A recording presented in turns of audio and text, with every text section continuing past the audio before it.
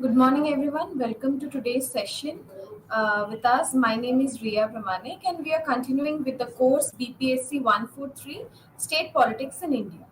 In today's session, we will be learning about Unit 10, that is Electoral Politics, and Unit 11, that is Leadership. So let's start with Electoral Politics Unit 10. And for that, and to introduce this unit, let's start what is electoral politics and why it is important and how it works. So, electoral politics is related to politics that occurs in the context of elections. As we all know that India is a democratic country and the democracy will thrive only if there is a free and fair elections with in every 4 or 5 years. It is different for every country.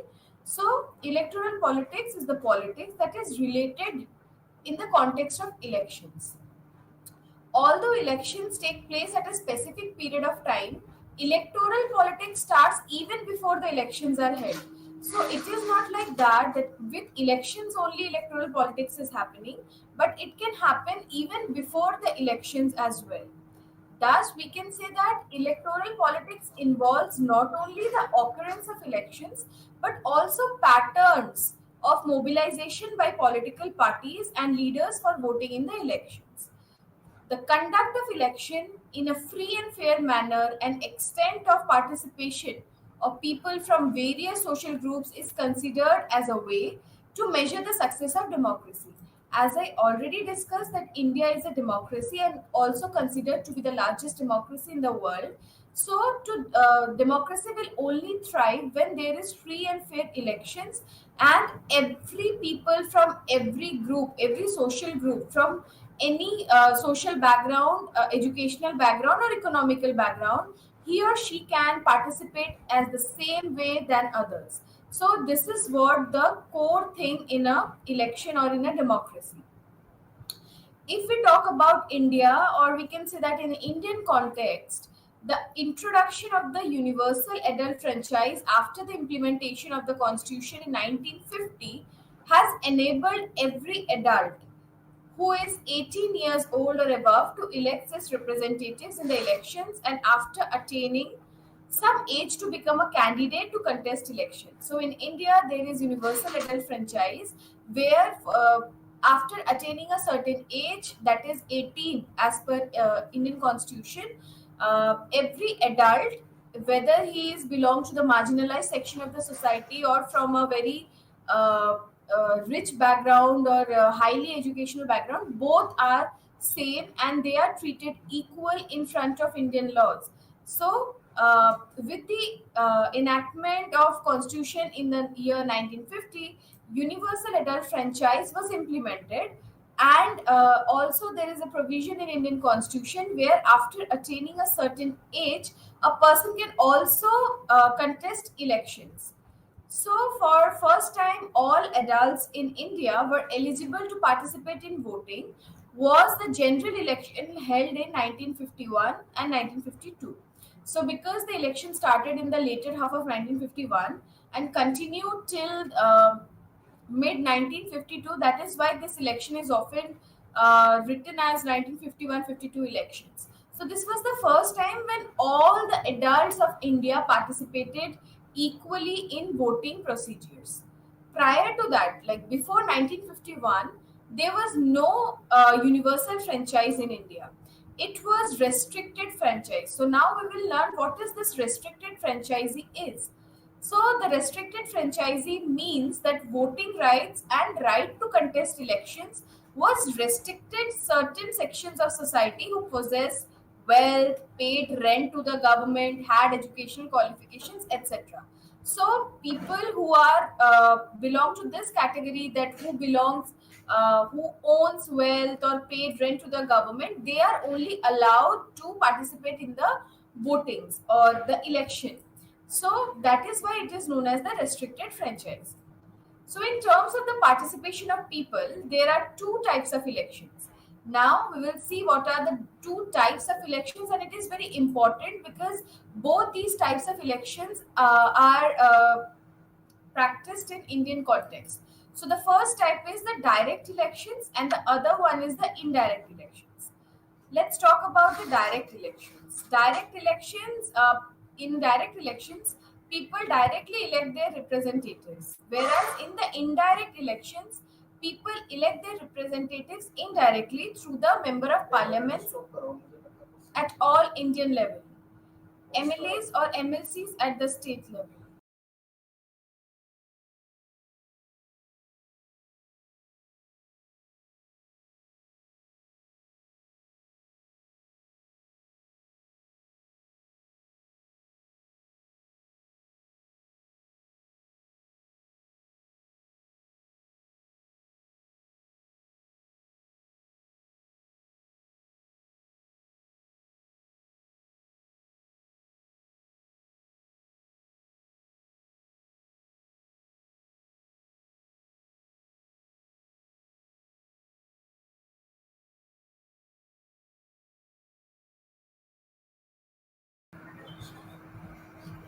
Uh, let's talk about the indirect elections. Indirect elections are held for the post of president, vice president, and the members of Rajya Sabha. So we can see that in Indian context, both direct and indirect elections are practiced in our country. So the electoral politics in India takes place with the purpose of electing representatives into three kinds of institutions. So where we elect our representatives, it is in the Lok Sabha, legislative assemblies, and institutions of local government such as the Panchayati Raj institutions in the rural and municipalities in the urban area. So in these three areas, in these three institutions, we elect our representatives. So in India, between the year 1951 and 1971, general elections of the Lok Sabha and elections to the legislative assemblies were held together. So, with in the year from starting from the year 1951 to 1971, the elections of the Lok Sabha and the legislative assemblies were happening together. Since 1971, they have been held separately. After the year 1971, both the Lok Sabha elections happen in a different time and legislative assembly elections happen in a different time. So, indeed, the frequency of elections in India to Lok Sabha and the state legislative assemblies has been increasing over the years. Also, it is majorly seen after the advent of 1990s decade, and after that, the elections happened in a very regular manner and increased in numbers. Elections are the hallmark of liberal constitutional democracy. India adopted a federal system of governance and has a provisions for an institution of election commission for conducting and managing free and fair elections.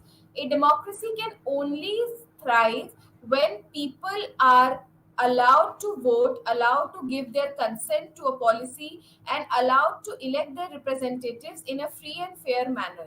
If people are not given that much of freedom, then we can say that democracy is not there. So for a democracy to run, it is very important that people are given the opportunity for a free and fair elections. The part 15 of the Indian constitution deals with the elections for the parliament of India. This is very important thing to remember. It is the part 15 of the Indian constitution which deals with the election of the parliament of India and legislative assemblies and councils in the states. Also, which is very important article in our constitution, it is Article 324, where the Election Commission of India is the institution responsible for the management of elections at the union and state levels. So, apart from these articles and parts, there is also Article 170 of the Indian Constitution that has provisions about the elections of the state assemblies. So these articles, Article 324, Article 170, and Part 15 are very important for you all to know regarding elections. Now let's move forward to explaining the electoral politics in Indian states. Now we will be moving forward and see how this electoral politics is happening in the Indian states. So there is a lot of literature on electoral politics and party system and leadership associated with the electoral politics in India. So this subject of to study the elections is known as psephology. This is you have to note it down that psephology is the term used when a person is studying the elections. So the subject is known as psephology. In India, state politics as a subject of study became popular following the decline of the Congress by the late 1960s. So it is after the late 1960s time period when this study became very popular. So by this time, there emerged state level parties in several states. As we learned in our previous sessions, how the regional parties emerged after the decline of the Congress. So this was the time when various state level parties emerged. Some of these were founded by the prominent leaders who had strong support base in their respective states. So many of these leaders emerged who had emerged were earlier members of the Congress. So from the Congress only, these leaders just left the Congress and started their own parties. So this emergence of regional level leaders and parties reflect the rise of various social groups and their aspiration in different states. These aspirations were basically related to their region, their caste, language, religion, culture, etc. Such political parties, also known as regional or state parties, gradually acquired a crucial role in national level politics during the 1990s decade. So, after emerging from you can say that it emerged from Congress many times. When they break from the Congress and started their own parties based on their regional aspirations and various caste, language, religion, and cultural issues. So these parties became very important and played a crucial role in the national level politics as well, being a state party. So we can say that the elections in India have been studied since the 1960s. Broadly, there are three methodological approaches for studying the elections in India. So, the first method is survey research, second is ecological analysis, and fieldwork or ethnography. So, these are the three methodological approaches for studying the elections. Rajni Kothari and Myron Wiener pioneered the survey based elections studies in India. So, from the 1960s, election studies have passed through different phases. So, after a gap of around 20 decades, election studies became again not 20, it's two. So, after a gap of around 2 decades, election studies became again popular with the study of the 1984 Lok Sabha election by David Butler and Pranay Roy. So, different scholars studied politics in different states. Attempts to study politics have continued since then. So, we can say that this was the time when the studying of elections started. These studies focused on different aspects of state politics like elections, parties, leadership, and patterns of mobilization, how people are mobilized by these political parties. These are the subjects which needed to be studied, and people studied upon this. So, election studies became more popular from the 1990s onward. So, the leading role in conducting election studies in India is played by the CSDS, that is Center for the Studies of Developing Societies. They study the elections and bring reports about the elections and election results and analysis of the election, how election happened and who won and why there is a possibility of winning of election. All these studies were conducted by the Center for the Studies of Developing Societies, short form is CSDS. So, beside election studies are conducted by individual scholars. Apart from these studies, there is also opinion poll. So, we should understand that there is a difference between the election studies and the opinion polls. So, opinion polls on voting patterns is also a subject matter of analysis, and there is a difference, as I told you. The scope of the former is broader. So it seeks to relate the electoral process with social, economic, and political factors or context. The latter is confined to knowing the opinion of the voters about their choice of voting in election. So we can say that the election studies are broader and the opinion poll only confined to the knowing the opinion of the voters about their choice of voting. Now let's move on to electoral politics and democratization because they go hand in hand. So since last decade of the 20th century, two important developments took place in the electoral politics in India. So now let's see what are these two important developments. The first one is the participation of diverse sections of this society in voting in the elections increased. So who these sections of people are? They are basically the marginalized section of the society, mainly the women, tribals, Dalits, OBCs, and the rural classes. A vigilant election commission and rise in the level of political consciousness on the significance of voting has resulted in participation of larger people in elections. So this period saw how in the last decade of the 20th century, these marginalized section also started participating in the voting procedures with enthusiasm. The second development which took place in this last decade of the 20th century is the profiles of the people's representatives in the state legislative assemblies, which undergone a remarkable changes. In the initial decades after independence, the people's representatives mostly belong to the economically and socially more privileged groups. So, after independence, who were the people who were representing the population of our country? They were basically people who have a very strong economical and social background. This trend witnessed a shift during the 1980s, basically the late 1980s. So, the composition of the parliament also become very diverse in this period. So, apart from the higher castes, participation of people representatives belonging to the OBCs, Dalits, women, etc., has increased tremendously. So, this period saw these two developments. However, this composition is not uniform across the states. Some observers have argued that electoral politics in India has led to an increase in democratization because the participation of people became very huge, and not only it restricted to the only socially and economically dominated class, but many other marginalized section also started participating with wholeheartedly. So it is believed that the electoral politics in India has led to an increase in democratization.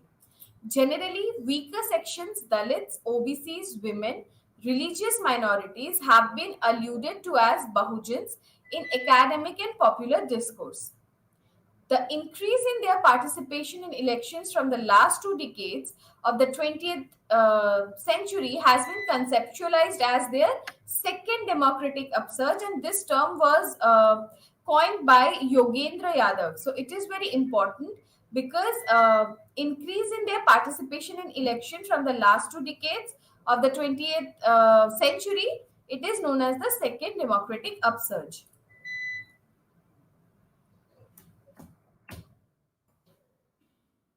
Let's start with the changing patterns in electoral politics.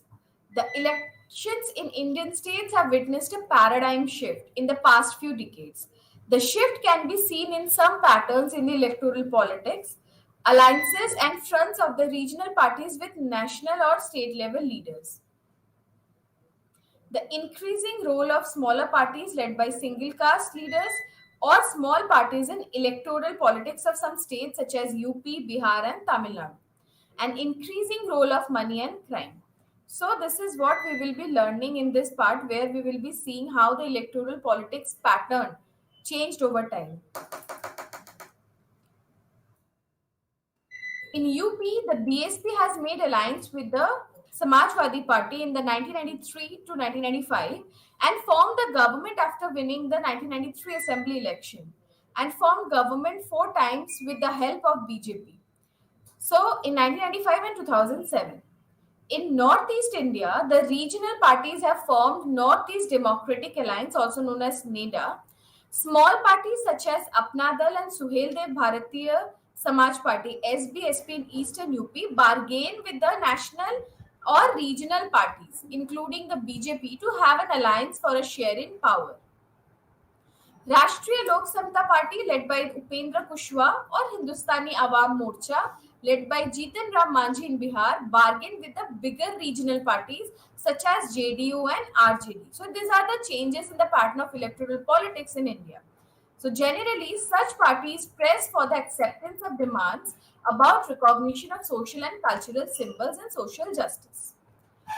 In South India, several smaller parties such as ADMK, PMK, MDMK, and MIMK, led by individual leaders and identified with specific caste, have become to play an important role in the electoral politics in Tamil Nadu. In addition, there has been a close nexus between the regional political parties and business groups. So the former need money, the political parties need money from business groups to contest elections. If they win elections and form the government, they repay business groups by promoting the business interest of these groups. So, besides, along with money, crime also impacts electoral politics in India, which is one thing which we should remember. And there are many attempts to reduce this crime and politics thing. Now let's talk about the issues in the state elections. What are some issues which are concerning for the state elections? There are various issues determining people's choice in election. These issues are of different types. So what are these issues? The economic, social, cultural and political issues. The number these issues are unlimited. However, there are some impacts on the daily life of the people. Some of these issues are availability of employment, price rise, inflation, school and hospitals, road and transport facilities, social justice, welfare programs, recognition of social, religious, cultural symbols of different social groups, governance, law and order, etc. So, different political parties and leaders mobilize people on these issues. So, with the rise of the political parties identified with the Dalits and OBCs in the north and the BJP since the 1990s, and the presence of such parties in South India, especially in Tamil Nadu, since before the issues about caste related justice, recognition of cultural symbols associated with different groups, then the religious based mobilization have been principal focus of the electoral mobilization that happened in the state elections. So BJP has made a consistent effort to create a large thing like mobilizing people on the religious basis. So we can say that these are the issues which concern BJP, and its agenda is of cultural mobilization that witnessed a major change in the past few decades. So, electorally, it has shown flexibility to accommodate and mobilize various social groups with the purpose of create a pan-Indian identity. So, BJP's increasing vote share across the states in various elections can be seen as a success of the party's strategy. So, for example, in the Northeast India, protection of regional and ethnic identities and political identities has been a prime focus of election campaigns. Similarly, before the formation of new states like Uttarakhand, Jharkhand, and Telangana, formation of new states used to be principal issues of mobilization. So, this is also a reason for which the political parties mobilize the citizens. So, in the demands relating to the regional identities, some regions allege that regions were discriminated against in comparison to other regions by state or central governments or by the leadership belonging to other regions. And their problems can be resolved by getting states of their own or by some kind of political autonomy. So, in some elections, there are also issues emerging from the economic reforms. So, in this part, we will be learning about the economic reforms and its impact. So, the economic reforms, as we all know, as we have studied in our previous session, that it was introduced in the early half of the 1990s decade, basically 1991, and it has also reflections on the state politics, including the electoral politics. Leaders of various parties in the state also tried to evolve their own model of economic growth and development. So, different leaders focused on different sectors of economic growth, which we will learn in this part. So, India also witnessed a range of policy experiments with regards to different sectors by various state level parties. Some issues caused by the economic reforms also became a focus of elections in some states. So, while some argued that decreasing the role of the state in the economic reforms will impact the welfare policies adversely, whereas others argued that it will remove restrictions from the private sector. So, the chief ministers of different states vied to attract private investment in their respective states. So, we will see how the leaders from different states took this economic reforms and how they utilize this economic reform for the welfare of their own states. So, India also witnessed a range of policy experiments that these chief ministers have done in different sectors by various state level parties. So, let's talk about Chandrababu Naidu's effort to make Hyderabad a software industrial hub, whereas S.M. Krishna wanted to make Bangalore a new center of service sector development. And now we talk about Narendra Modi's effort as a chief minister of Gujarat. He invited more FDIs, foreign direct investments, in infrastructural developments as some such examples. So there was also acquisition of land for setting up these factories or SEZ, that is special economic zones. So it became a necessity for attracting the private investment. So in some states, acquisition of land became a central issue to mobilize the electoral politics. Two examples are very relevant for politicization of land acquisition in the electoral politics. The first is the politics of land acquisition in the western Uttar Pradesh, and the second is the Nandigram in the West Bengal. So, in both these cases, electoral politics took place on the question of land acquisition by the respective governments. Now, we also have to remember that by this time, when the economic reform in India was introduced, it coincided with the implementation of the Mandal Commission report. So, it gave a rise to a demand for recognition as OBCs by some caste, in which might enable them to avail the reservation or other policies about the affirmative action in some states, such as by Jats in Rajasthan and Haryana, by Patels and Marathas in Gujarat and Maharashtra, demands by the Gujars in Rajasthan for recognition as STs. The demand for subdivision of OBC quota between more backward sections and less backward among the OBCs in different states. There were also demand of some MBCs, that is most backward classes in UP, for their recognitions as STs and SCs. So these were the issues that was bothering the electoral politics, and that is the changing pattern, we can say, which changes over time from one phase to another. And this is how the electoral politics in our country behaved, and basically in the state level elections. So with this, we end with this unit, that is unit 10. Now we will move forward to unit 11, that is about the leadership. This unit is also very important as like the electoral politics in India from exam point of view, because these leadership qualities and the electoral politics in state became the essence of this unit, essence of this course, that is state politics in India. How state politics in India is behaving, how the elections are happening, and why state politics India we are studying. It is very important to know that because of few leaders who emerged as a very powerful regional leaders and who can in India is becoming so important to understand, and leadership is one of them. So, to start with leadership, let's introduce what is the importance of leadership in a democracy. Why democracy requires a importance of leadership. So we can say that in any democracy, leadership is one of the most important parts of the political system, and it plays a multiple roles. So what are the roles that these leadership qualities of a person plays? So it helps articulate the interest of the people first. Second is formulating the policies for them. Third is providing an ideological orientation when needed. And then chalking out the strategies to mobilize them into collective actions. Fifthly, it represents them in the electoral bodies at different levels. So these are the five importance of leadership we could count, and these roles can be played as a single act or by a single leader also. So different roles are played by different leaders, and some leaders also do not join a party or institution formally.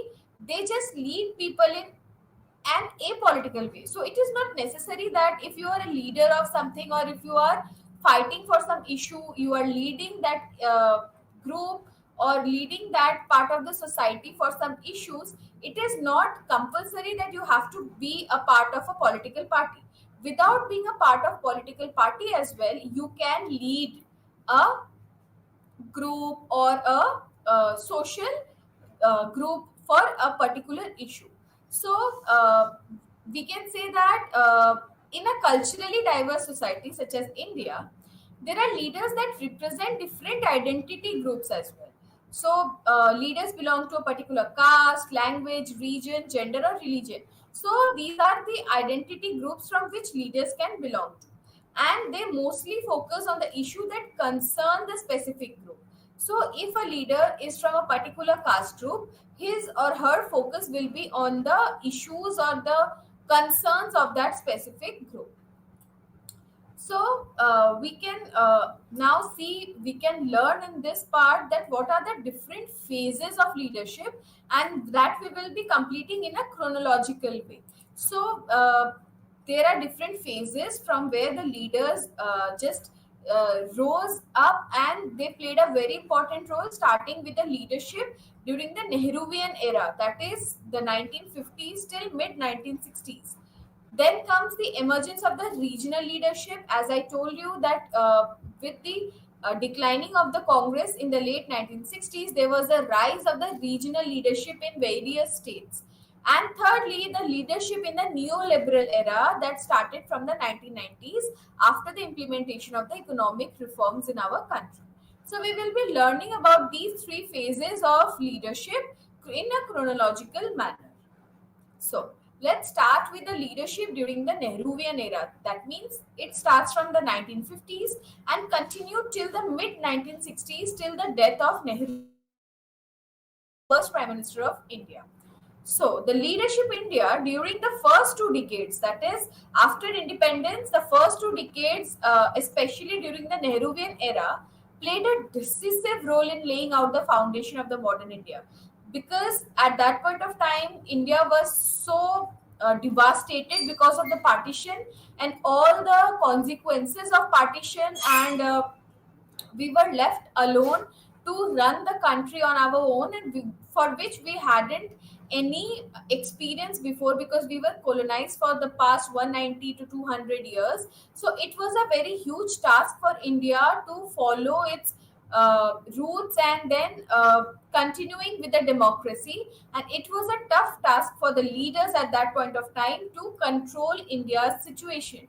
So this Nehruvian era played a decisive role in laying out the foundation of a modern India. So a large number of leaders at that point of time were product of the guided process of social and economic change in the country. So they were intellectuals who reflected on social, economical, and political transformation in the light of democratic principles. Some of them also had participated in shaping the Constitution of India by participating in the Constituent Assembly debates. So the leaders at that era, they were also part of the Constituent Assembly, which shaped the Constitution of India. So among these leaders were the name of these leaders, few names, that is Jawaharlal Nehru, B.R. Ambedkar, Jayaprakash Narayan, Shyama Prasad Mukherjee, Lal Bahadur Shastri, E.M.S. Namboodiripad, Ram Manohar Lohia, Jayaprakash Narayan, etc. So, indeed, reflecting true democratic nature of Indian politics, in the initial phases of the independence, the Nehru cabinet consisted of leaders from the Congress party as well as those of the non-Congress, such as B.R. Ambedkar and Shyama Prasad Mukherjee. In contrast, some leaders of the Nehruvian era were part of the government. Some mobilized people and critiqued the government's policy from outside the government. So, in this phase, we can see that Jawaharlal Nehru, as the Prime Minister of India, played a leading and decisive role in shaping the strategies and policies for the development of India. As I told you, it was the time when India was experiencing devastation because of economic constraints, because of administrative. There were many problems in administration, economics, and also India was partitioned into two countries. So all things were very haphazard at that point of time, and it required a strong leader to just to handle the problems at that point of time. So it is visualized that the modern India on the principles of secularism, non-alignment and mixed economy, the developmental model was introduced by Nehru, which is known as the Nehruvian model. So in this model, the state played a leading role in formulating and implementing policies. So here in this Nehruvian model, it is the state who is playing a decisive and very leading role for implementing the policies and formulating it. So this was also, we should remember that everything goes hand in hand. So this was the time when Congress leader was very strong, but this was also the phase when the Congress dominance was everywhere. So it was the time when as per Rajni Kothari, the Congress system was going on. So the Congress dominance also was there in most states, and the state governments were led by the Congress. So in the system, while at the national level, the leadership and policy direction was provided by Jawaharlal Nehru.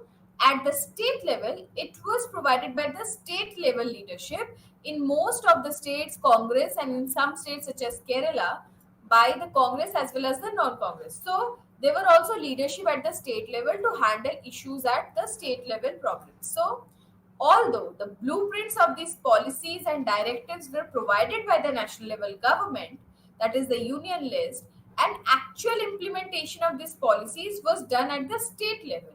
So the guidelines were given by the national level policies, but the policies of the state levels were implemented there. Thus, the national and state level leadership played a decisive role in introducing policies across the states, that is, the land reforms, welfare policies, affirmative action, development of institutions and infrastructure, etc. So the dominance of the Congress party or the Congress system also did not mean that the non-Congress leadership was absent in the country. We should not think that because it is the Congress system, Congress is everywhere in the most of the states in our country, it should not be believed that non-Congress leadership was missing at that point of time.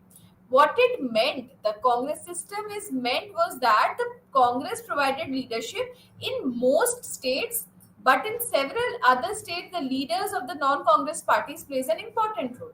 So, what are these examples? That the one example is Kerala, where the communist leader Namboodiripad led the Kerala government for 2 years. An experiment has never done anywhere in the world. So, the government, why it is experiment?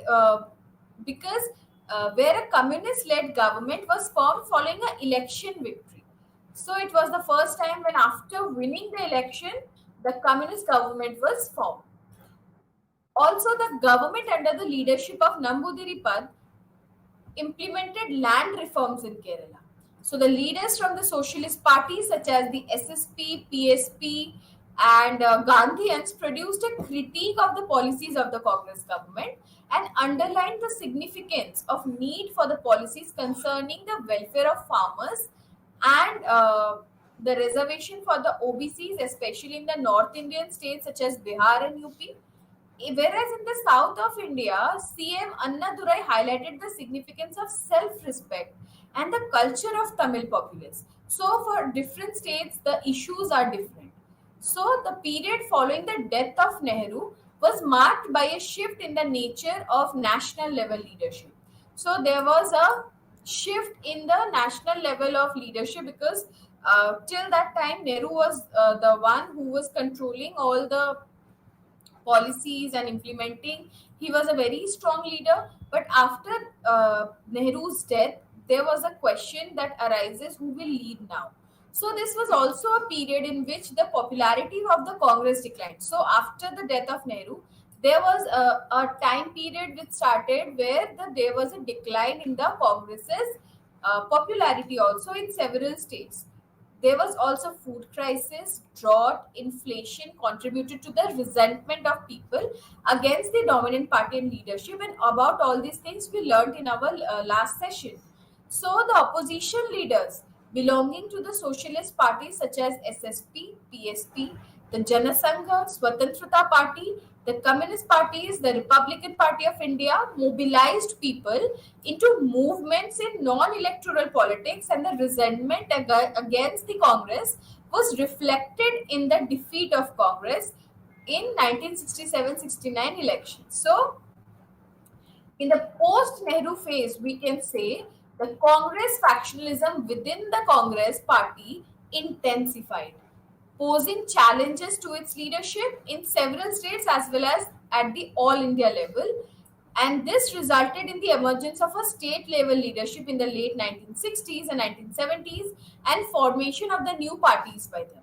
So some of these leaders graduated from state level to national level leadership, and this also heralded the end of the emergence of state level leadership, that is from late 1960s to 1980s. So this was also a 20-year period where we can see that after the defeat of the Congress in 1967-69 elections in several states marked the end of the Congress system, and it was accompanied by the emergence of new leadership.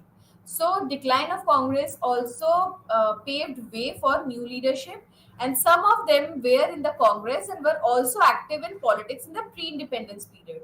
So it is not like that very few very new leaders emerged at that point of time, but there were leaders who were also part of the politics before the independence. So their differences within the Congress emerged over policies, issues, and strategies, and factionalism within the Congress led to their exit from the party. And now these leaders try to maintain or try to become a very important leader at the state level. So they founded their own parties and represented the aspirations either of specific states, regions, or of social and specific groups. So those among them who had enduring impact on the state level politics were Charan Singh in the North India, Devi Lal in Haryana, Biju Patnaik in Odisha, Jyoti Basu in West Bengal, Karunanidhi and M.G. Ramachandran in Tamil Nadu. So these were the leaders who emerged and impacted the state level politics a lot. Some even graduated to impact national politics, drawing their support from specific state or the region. So this trend continued till the next 2 decades, and that is 1970s and 1980s. Although some of them were active in politics of their states even prior to the 1970s, but by this time they played leading role either as the chief minister or the opposition leaders. So this was a gradual rise in their power of these leaders after the decline of the Congress. So Karpuri Thakur in Bihar, NTR in Andhra Pradesh, Devraj Urs in Karnataka are some examples which represent this pattern of leadership. So some of them became the symbols, guides, ideologues of social groups and parties espousing the cause of the marginalized communities. So there were also leaders who started highlighting the cause of the marginalized section of the society. So the emergence of state level leadership has been explained in the literature in a following way. So let's see what are the ways in which these state level leadership was explained. So it was marked by a rise of the aspirations of new social groups. New social groups here means the farmers, the backward classes who had benefited from the state policies such as land reform, green revolution, and who looked for an alternative relationship at the local level. So these social groups benefited from the state level policies and they became a very important part of state level politics. So, likewise, Charan Singh provided leadership to the farming communities and other backward classes in North India, especially Uttar Pradesh. So he participated in the national movement and remained in the Congress till 1969. He was also the chief minister of Uttar Pradesh twice. So Charan Singh played a leading role in the formulation of land reform policies in Uttar Pradesh. mobilized the other backward classes, especially the farming communities, while within the Congress, he critiqued the policies of the Congress, especially the resolution that aimed to introduce cooperative farming. So, next, the leader which also impacted the national politics and state level politics a lot, it is Jay Prakash Narayan, who is popularly known as JP. So JP was a socialist leader and participated in the national movement. In the post-independence period, his most important role was to mobilize people against the authoritarian rule, which resulted in the imposition of emergency. So emergency was imposed in the year 1975, and after that, Jayaprakash Narayan mobilized people against this authoritarian rule. So this movement is known as JP movement. So, Jayaprakash Narayan mobilized various sections of the society and especially the students uh, into the JP movement. So, they brought changes in social, political, economic structures of the society. He also termed such transformation as total revolution. So you have to remember that it is the Jayaprakash Narayan who termed this transformation, who the changes in the social, political, and economic structure in the society as total revolution.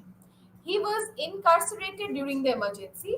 After his release from the jail, following the lifting of emergency, he was instrumental in the formation of the Janata Party. So, Janata Party was the party who won the election in the after the emergency ended.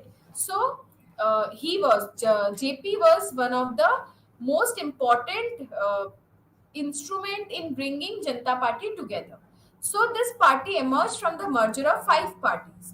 He never joined any government. We should remember that also JP created or he was an instrumental in the formation of Janata Party, but he never joined any government. So there were some also youth leaders who joined the JP movement and continued to play leading role. So these were Lalu Prasad Yadav, Nitish Kumar, Ram Vilas Paswan, and Sushil Kumar Modi were also examples who was the student or the we can say the youth with youth leaders who joined the JP movement back then. Now let's come to N.T. Ramarao, who formed the Telugu Desam Party in the year 1982. He was the chief minister of undivided Andhra Pradesh. Indeed, he was the first non-Congress chief minister of the state. So before N.T. Ramarao, before he founded the Telugu Desam Party, it was Congress which ruled Andhra Pradesh, and N.T. Ramarao became the first non-Congress chief minister of the state. He mobilized diverse sections of Andhra Pradesh on the question of restoring. So the Telugu Pride, Telugu Jati, Gaurav Man, and all these things were the issues about which N.T. Ramarao was campaigning. So he complained that the central government led by the Congress did not treat the leaders from Andhra Pradesh respectfully. And N.T. Ramarao promised to restore it by forming the government run by the Telugu Desam. So he introduced the Andhra Pradesh the populist policies such as the midday meal scheme for school children, supply of rice and clothes for the poor, construction of houses for the poor and backward classes, subsidized electricity charges for the farmers. All these policies, which became very popular, was introduced by N.T. Ramarao. So now let's move to Karpuri Thakur of Bihar. So Karpuri Thakur occupies a special place in leadership of India, especially in the Hindi-speaking region. So he participated in the Indian national movement and was the chief minister of Bihar twice. He was a member of Bihar Legislative Assembly for around 4 decades. So he was a socialist leader. As the chief minister of Bihar, he introduced reservation policy for the backward classes through a formula that came to be known as Karpuri Thakur formula. So, what this Karpuri Thakur formula is? So, according to this formula, he subdivided the reservation quota meant for the OBCs into different categories, like extremely backward classes and other subgroups. The Karpuri Thakur formula often becomes a reference point in the discussion on reservation policies for the OBCs. So after his death, Lalu Prasad Yadav and Nitish Kumar emerged as leaders with a strong support base among the backward classes in Bihar. So after the death of Karpuri Thakur, it was Lalu Prasad Yadav and Nitish Kumar who has a very strong base among these backward classes in Bihar mobilized by Karpuri Thakur. Now let's talk about Assam. In 1980s, Assam saw the emergence of new leadership. But here the leadership is different. Why? Because this leadership emerged from the student movement. So in Assam, the 6 years movement, anti-foreigners movement, was led by All India Assam movement. So after the movement was over, the student who launched the anti-foreigners movement founded a regional party and named the party as Assam Gana Parishad. So some leaders of ASU, the short form of the movement, became leaders of the Assam Gana Parishad, and Prafulla Kumar Mahanta became the chief minister of Assam twice. Indeed, the BJP leaders like Sarbanand Sonowal and Hemanta Biswa Sarma both became chief minister of Assam, started their political careers from this as a student leaders. So it is noteworthy that the emergence of leadership in Assam from the student leaders, it is a pattern of not only Assam but also the Northeast India. Now let's move forward to the leadership from the 1990s. So this in the political and social context of the particular period. So the leadership from 1991 functioned and emerged in the changed context. So, when we are coming from chronologically, the first was the Nehruvian era, the second is the rise of the regional leaders or with issues like caste, religion, and farming. So, these were the issues from which the leadership emerged. Now, in the 1990s, the issues changed. Prime Minister P.V. Narasimha Rao, along with the Finance Minister Manmohan Singh, introduced reforms. This was the time when economic reform was instituted, and this played a very decisive role to the market along with the state in relation to development in the country. So, Manmohan Singh later became Prime Minister of India, and this period also saw an increase in the role of identity politics, which is very important to note down because this was the time when various castes like Dalits, OBCs, and various religion and women also become very important for the electoral politics, and they were mobilized and they were participating wholeheartedly in the electoral process. So these changes were reflected in the nature of leadership as well. So, some of the important characteristic of leadership of this period are the new generation of OBC and Dalit leadership, women leadership, role of dynasty in the form of leadership, and increase in the role of leadership that underline the significance of religion-based cultural nationalism. So we can say that the process of emergence of leadership, especially among the OBCs and Dalits, continued in the forthcoming period. So despite their differences, such leadership share a common vision on social justice and welfare. These are the common grounds for these leaders. So we can say that there are many leaders like Mayawati, Nitish Kumar, which became very important leaders in this time period. Now let's move forward to the women's leadership. So the leadership in India is dominated by men, as we are learning chronologically since Nehruvian era till 1990s. We can see that it is only men who are becoming the leader. However, the towering presence of Indira Gandhi marked the presence of women in mainstream politics, especially in the role of prime minister, which did bring out a visual change from the otherwise male dominated space for leadership. So, there was also the rise in demand for granting women reservation in the legislative bodies, which has not yet been accepted. So, however, the provision of 33% reservation for women in Panchayati Raj institutions and municipalities has resulted in the representation of these women in the local institutions of government. So, although in India the women leadership in these institutions has faced severe challenges of deep-rooted cultural conditioning by because of the patriarchy, the gradual increase in their participation has made women confident.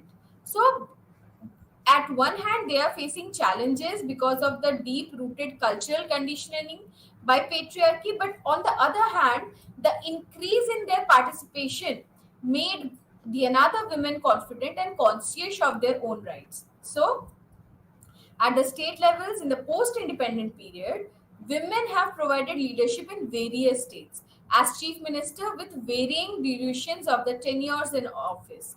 So, what are the examples of these women leaders at state level?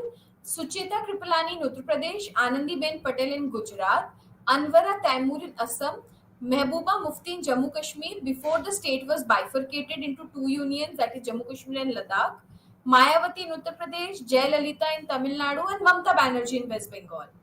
Also, there was Rabri Devi in Bihar.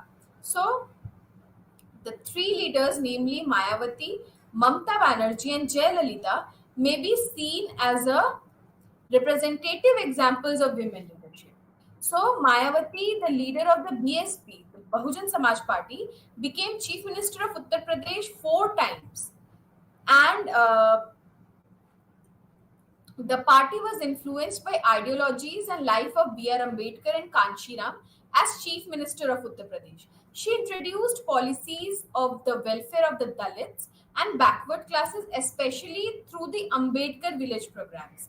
So, she also devised policies and schemes for recognition of cultural symbols associated with the thinkers and icons espousing the cause of social justice.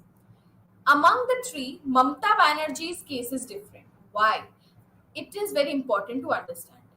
So, the parties to which Mayawati and Jayalalitha belonged were founded by their leaders like BSP by Kanshiram and AIADMK by MG Ramachandran. But Mamta Banerjee's party, Trinamool,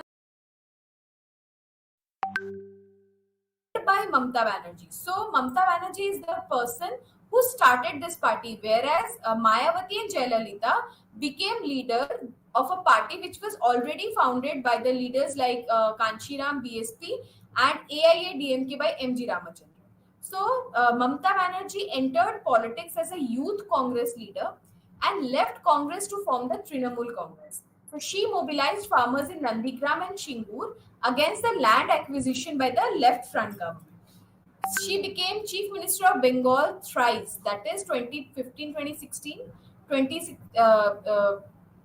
till 2021, and then in 2021 also she got re-elected.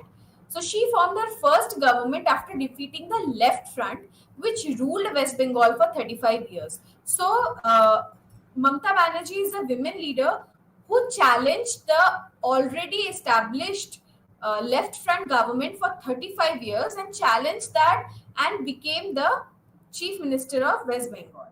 So to sum up, leadership is an important aspect of the democratic political system. In India, leadership played a significant role in building modern India. So it operates in various capacities like chief ministers, opposition leaders, members, and leaders of political parties and non party leaders. It is not like that leadership can only exist when it is about the prime minister or council of minister. It can happen at a very you can say non-party leaders also played a very important role.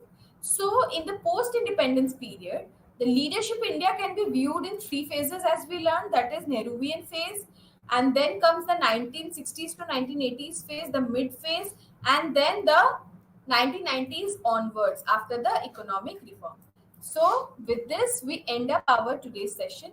Thank you.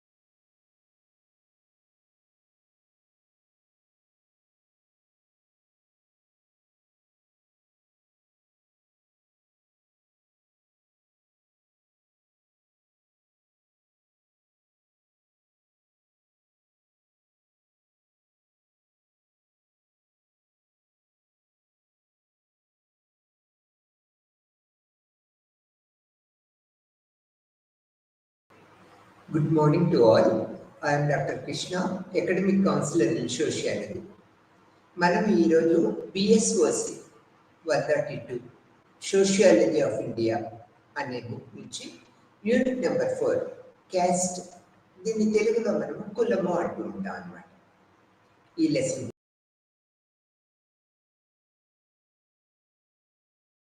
ప్రపంచవ్యాప్తంగా కులము మతము అనేది అన్ని దేశాల్లో కూడా వ్యాపించి ఉంటుంది. కులము మతము లేని దేశం అనేది ఎక్కడ ఉండదు అనమాట. అందుకని మనము దీన్ని మనం విశ్వవ్యాప్తమైనది అని చెప్తూ ఉంటాం అనమాట.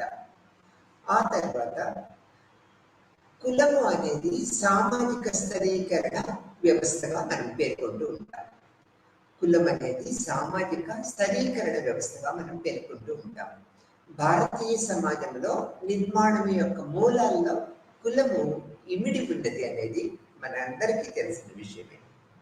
పుట్టుకను బట్టి ర్యాంకింగ్ కలిగి ఉంటుంది. మనం ఏ కులంలో పుడతామో దాన్ని బట్టి సమాజంలో మనకు ఒక ర్యాంకింగ్ అనేది ఏర్పడుతూ ఉంటుంది అన్నమాట. వ్యక్తి యొక్క వృత్తి, వివాహము, సామాజిక సంబంధాలను కులము నిర్దేశిస్తూ ఉంటుంది అన్నమాట. కులంలో సామాజిక ప్రవర్తనను నియంత్రించే నిబంధనలు, విలువలు, ఆంక్షలు అనేక రకాలుగా ఉంటాయి. దీనివల్ల ఈ నిబంధనల వల్ల ఈ యొక్క సామాజిక వ్యవస్థ ఒక పరిపూర్ణత ఏర్పరచుకుంటుంది అనేది మనం ఇక్కడ చెప్పుకోవచ్చు అనమాట. సామాజిక శాస్త్రవేత్తలు కులాన్ని స్థానికంగా ఒక జాతిగా సూచిస్తూ ఉంటారన్నమాట. ఈ విధంగా కులము అనేది ఒక సామాజిక స్థిరీకరణ వ్యవస్థగా భారతీయ సమాజ నిర్మాణం యొక్క మూలాల్లో ప్రముఖమైనదిగా మనం పేర్కొంటూ ఉంటాం. ఆ తర్వాత కులాన్ని అనేక రకాల అభిప్రాయాలని కులం మీద అనేక మంది సామాజిక శాస్త్రవేత్తలు, మానవ సమాజ శాస్త్రవేత్తలు నిర్వర్తించారు. ఇప్పుడు మనము కులం గురించి పరిపూర్ణంగా తెలుసుకుందాం. భారతీయ సమాజ నిర్మితి విలక్షణమైనది అనేది మనము చెప్పుకున్నాం అనమాట. ఇది కుల వ్యవస్థ రూపంలో అభివ్యక్తం అవుతూ ఉంటుంది. భారతీయ కుల వ్యవస్థ చారిత్రాత్మక ఒక ప్రధాన దిశగా మనం చెప్పుకోవచ్చు. దీనిలో వ్యక్తులు వివిధ రకాల కారకాల ఆధారంగా సామాజికంగా విభేదీకరించబడుతూ ఉంటారు, అంటే డివిజన్ చేయబడుతూ ఉంటారు అనేది మనం తెలుసుకోవాల్సిన విషయం. కుల వ్యవస్థ కేవలము భారతదేశంలోనే ఉన్నది అనేది మనం చెప్పుకుంటూ ఉంటాం.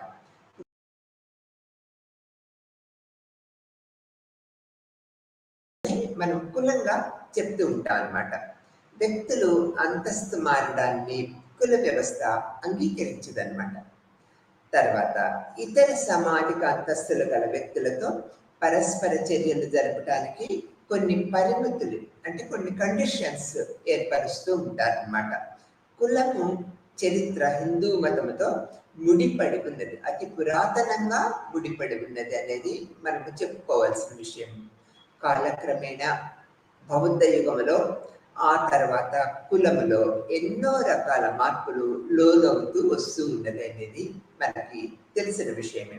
ఈ భాగంలో కుల వ్యవస్థ భావన, లక్షణాలు, పుట్టుక, విధులు, మార్పుల గురించి చర్చించి సులభ విధానంలో మనము కులం గురించి అనేక రకాలుగా తెలుసుకోగలుగుతూ ఉంటాం అన్నమాట. తర్వాత కులము యొక్క భావన, నిర్వచనము అనేటప్పటికీ ప్రాచీన ఈజిప్ట్, జపాన్, రోమ్, బర్మా, పర్షియాలలో కులము భావన మనకి కనిపిస్తూ ఉంటుంది అన్నమాట. అయితే హిందూ తత్వ విధానము, మతము, సామాజిక వ్యవస్థలను కులము దగ్గర సంబంధాన్ని ఏర్పరచుకొని ఉంటుందన్నమాట. కులాన్ని ఆంగ్లంలో క్యాస్ట్ అంటూ ఉంటాము. క్యాస్ట్ అనే పదము స్పానిక్ భాషలోని కాస్టా అనే పదము నుంచి ఉద్భవించిందిగా మనం చెప్పుకుంటూ ఉంటాం అన్నమాట. ఈ పదానికి జాతి, ఒకే వారసత్వ లక్షణాలను కలవారు అనే అర్థాలు ఏర్పరచబడి ఉంటాయి. ఈ పదానికి జాతి, ఒకే వారసత్వ లక్షణాలు కల వారు అనే అర్థాన్ని ఏర్పరచబడి ఉంటుంది. అంటే కులం యొక్క భావన ఈ విధంగా ఉంటుంది అనేది మనము తెలుసుకోవచ్చు అన్నమాట. భారతదేశంలో జాతి అని పేర్కొనబడే ప్రజల సంవర్గాలను సూచించడానికి పోర్చుగీస్ వారు ఈ పదాన్ని ఉపయోగించేవారు అనేది మనము అతి ప్రాచీన కాలంలో తెలుసుకున్నాం అన్నమాట.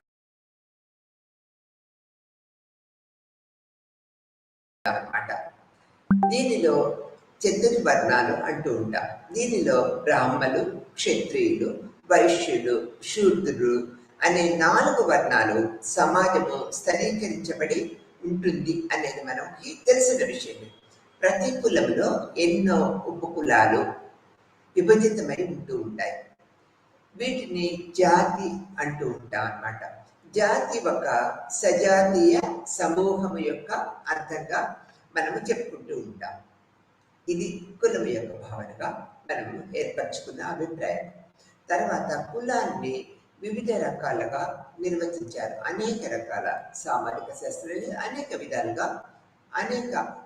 విధాలుగా వారి అభిప్రాయాలని చెప్పారు. రిస్తే అనే ఒక సామాజిక శాస్త్రవేత్త కులాన్ని ఈ విధంగా నిర్వచించారు. కులము కొన్ని కుటుంబాల కలయిక. వీరు సమిష్టి పేరును కలిగి ఉంటారు. ఒకే పురాణ పురుషుడి వారసులుగా వంశస్థులమని భావిస్తూ ఉంటారు. వారసత్వంగా ఒక వృత్తిని కలిగి ఉంటూ ఒకే సజాతీయ సముదాయంగా పరిగణించబడుతూ ఉంటారనేది మనము గ్రహించవలసిన విషయం. ఇక్కడ మార్కండే మొనోచేసిల నిర్వచనం ప్రకారము పుట్టుక ద్వారా కర్తవ్యాలు, విశిష్టాధికారాలు నిర్ణయించబడి మతము, ఇంద్రజాలము మద్దతుతో ఈ స్థితిలో కొనసాగే వ్యక్తుల యొక్క మొత్తము కులముగా మనము నిర్వచించవచ్చు అనే దృక్పథాన్ని చెప్తున్నాం. తర్వాత కెల్లర్ అభిప్రాయం ప్రకారము కులము 2 లక్షణాలు గల సమూహము అని, పుట్టుక ద్వారా సభ్యత్వము, బహిర్వివాహాన్ని నిషేధించడం అనేది జరిగిందని చెప్పారు. కెల్లర్ అభిప్రాయం ప్రకారము పుట్టుక ద్వారా సభ్యత్వాన్ని పొందగలుగుతాము. తర్వాత బహిర్వివాహాన్ని నిషేధించాము. ఎంతసేపు అంతర్వివాహాలే చేసుకోవాలి, వేరొక కులంలో వాళ్ళని పెళ్లి చేసుకోవటానికి వీలు లేదనేది కెల్లర్ తన అభిప్రాయం ప్రకారము మనకి తెలియపరిచారనేది మనం ఇక్కడ గ్రహించవలసిన విషయం. తర్వాత మన హిందూ సామాజిక శాస్త్రవేత్త టిఎన్ మదన్, డిఎస్ మంజుదారులు కులము ఒక బంధిత సమూహము అని పేర్కొన్నారు. వీరిద్దరు కూడా, మదన్ అండ్ మంజుదారులు కూడా కులము ఒక బంధిత సమూహం అనేది పేర్కొన్నారు. వర్గము పూర్తిగా వారసత్వపరమైనదిగా మారితే దాన్నే కులము అని అనవచ్చు అనేది కూలే కూడా ఆ విధమైన అభిప్రాయాన్ని వ్యక్తపరిచారు. ఎలా వర్గము పూర్తిగా వారసత్వమైనదిగా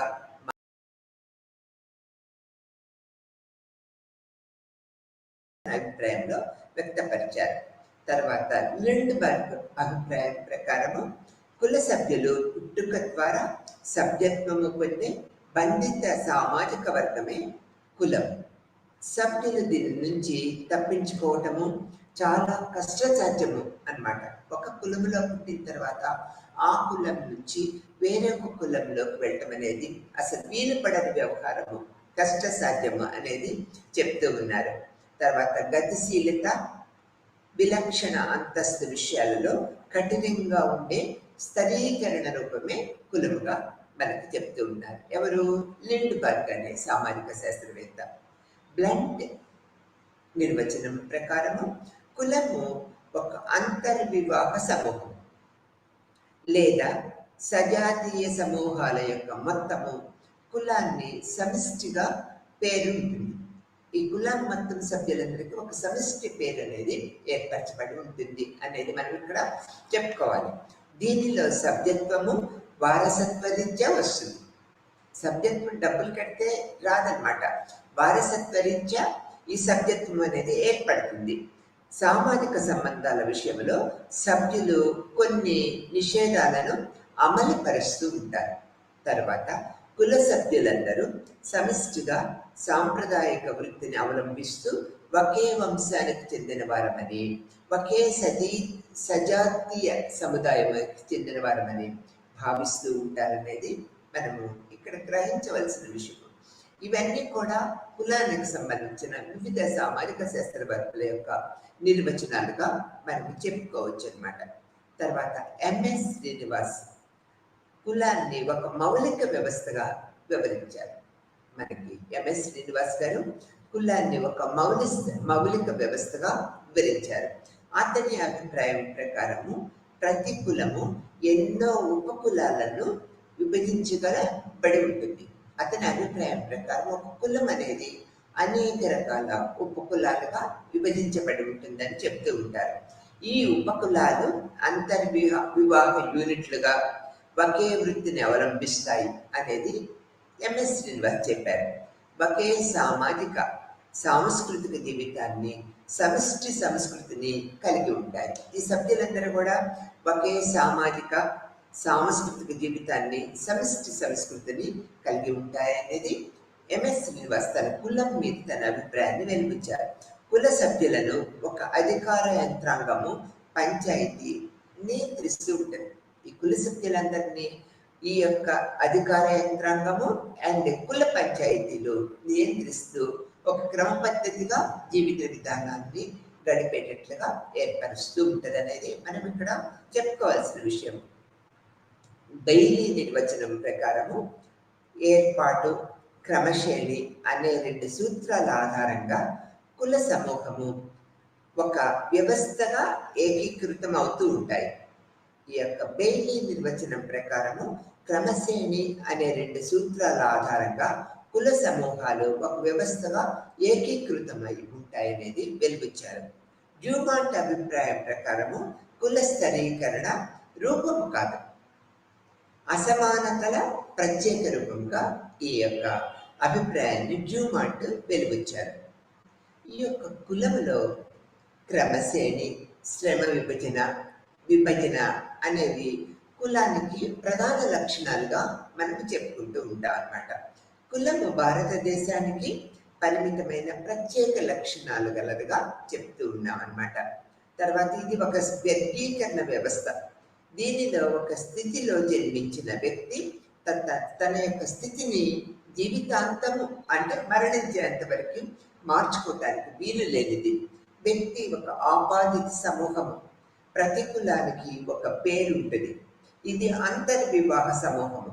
దీనిలో సభ్యత్వము పుట్టుకపై ఆధారపడి ఉంటుంది. అంటే మనం ఏ కులంలో పుడితే అదే కులం యొక్క సభ్యత్వాన్ని మరణము వరకు కలిగి ఉంటాం అన్నమాట.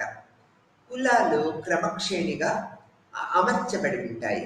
ప్రతి కులానికి ఒక స్థిరమైన హోదా ఏర్పరచబడి ఉంటుంది అనేది మనం ఇక్కడ గ్రహించవలసిన విషయం. ఆవిర్భావ సిద్ధాంతాలను మనం పరిశీలించినట్లయితే అనేక రకాల నూతన విషయాలు మనకి అవగాహన అవుతూ ఉంటాయి. హిందూ సమాజము ప్రత్యేకమైన లక్షణము కుల వ్యవస్థ.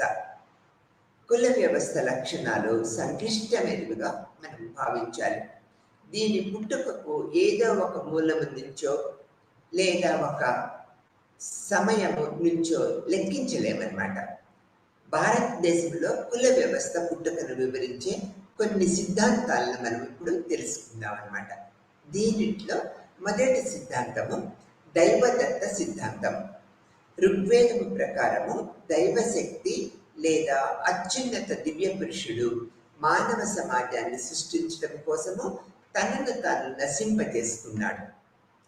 అతని శరీరంలోని వివిధ భాగాలు 4 వివిధ అస్తిత్వాలని ఏర్పరచుకున్నాయనేది దైవదత్త సిద్ధాంతము మనకి తెలియపరుస్తుంది. ఈ దివ్య పురుషుని ముఖము నుంచి బ్రాహ్మలు అవతరించారని, ముఖము ప్రధానముగా ఈ యొక్క మాట నేర్చుకోవలసిన సంబంధించిన శరీర భాగము కనుక వీరిని ఉపాధ్యాయ వృత్తిని అప్పచెప్తూ ఉంటాం. తర్వాత వీరు తెలివైన వారిని, వారి తెలివి విద్య ఫలితముగా శక్తివంతముగా పరిగణిస్తూ ఉంటాం. క్షత్రియులు భుజాల నుంచి ఆవిర్భించారని, వీరు సామ్రాజ్యాన్ని రక్షించే పాలకులుగా, దివ్య పురుషుడు తొడల నుంచి వైశ్యులు ఆవిర్భవించారని, వీరు వ్యవసాయము, వర్తక వాణిజ్యాలు చేస్తూ ఉంటారని, శూద్రులు పాదాల నుంచి ఆవిర్భించారని, వీరు ఇతర కులాల వారికి సేవలు చేస్తారని, సేవలు అందిస్తారని వేదాలలో ఈ యొక్క విష్ణు పురాణంలో ఈ సిద్ధాంతాన్ని పేర్కొన్నారు. కానీ దీనికి శాస్త్రీయమైన ఆధారాలు ఏమి లేవు. దీన్ని మనము ఒక దైవదత్త సిద్ధాంతంగా చెప్తూ ఉంటాము. ఈ యొక్క వర్ణ వ్యవస్థలో ఈ యొక్క నోటి నుంచి, భుజాల నుంచి, తొడల నుంచి, పాదాల నుంచి చతుర్వర్ణాలు ఇట్లా పుట్టాయనేది కుల వ్యవస్థలో ఈ దైవదత్త సిద్ధాంతం ద్వారా మనం తెలుసుకున్నాం. తర్వాత ఇక్కడ జాతి సిద్ధాంతానికి వచ్చేటప్పటికి ఈ సిద్ధాంతము కుల వ్యవస్థ పుట్టుకను నరవర్గ సాంస్కృతిక ఉపగమనము ఆధారముగా వివరిస్తూ ఉంటుంది. ఈ సిద్ధాంతాన్ని హెర్బర్ట్ రిస్లే రూపొందించారన్నమాట. ఈ జాతి సిద్ధాంతాన్ని ఈ యొక్క ఘుర్రే, మంజుదార్, మార్క్స్ ఇతరులు ఈ సిద్ధాంతానికి మద్దతు ఇచ్చారు. ఈ యొక్క జాతి సిద్ధాంతానికి ఈ సిద్ధాంతం ప్రకారము సంస్కృతుల మధ్య ఘర్షణలు, జాతులలో సంపర్క ఫలితముగా భారతదేశంలో కులాలు ఏర్పడ్డాయనేది వారి యొక్క అభిప్రాయాన్ని వ్యక్తపరిచారనేది మనము తెలుసుకోవాల్సిన విషయం. ప్రవాస ఆర్యులు స్థానికులను తమ కంటే తక్కువ వారిగా భావిస్తూ ఉండేవాడు, అంటే పురాతన కాలంలో. అంతేకాక తెగలు తమ లక్షణాలను కాపాడుకోవటానికి సమూహాలుగా ఏర్పడినాయని, ఈ సమూహాలే తర్వాత కాలంలో కులాలుగా మారాయని, వీరు తమ అంతస్తుని విలక్షణతను కాపాడుకోవటానికి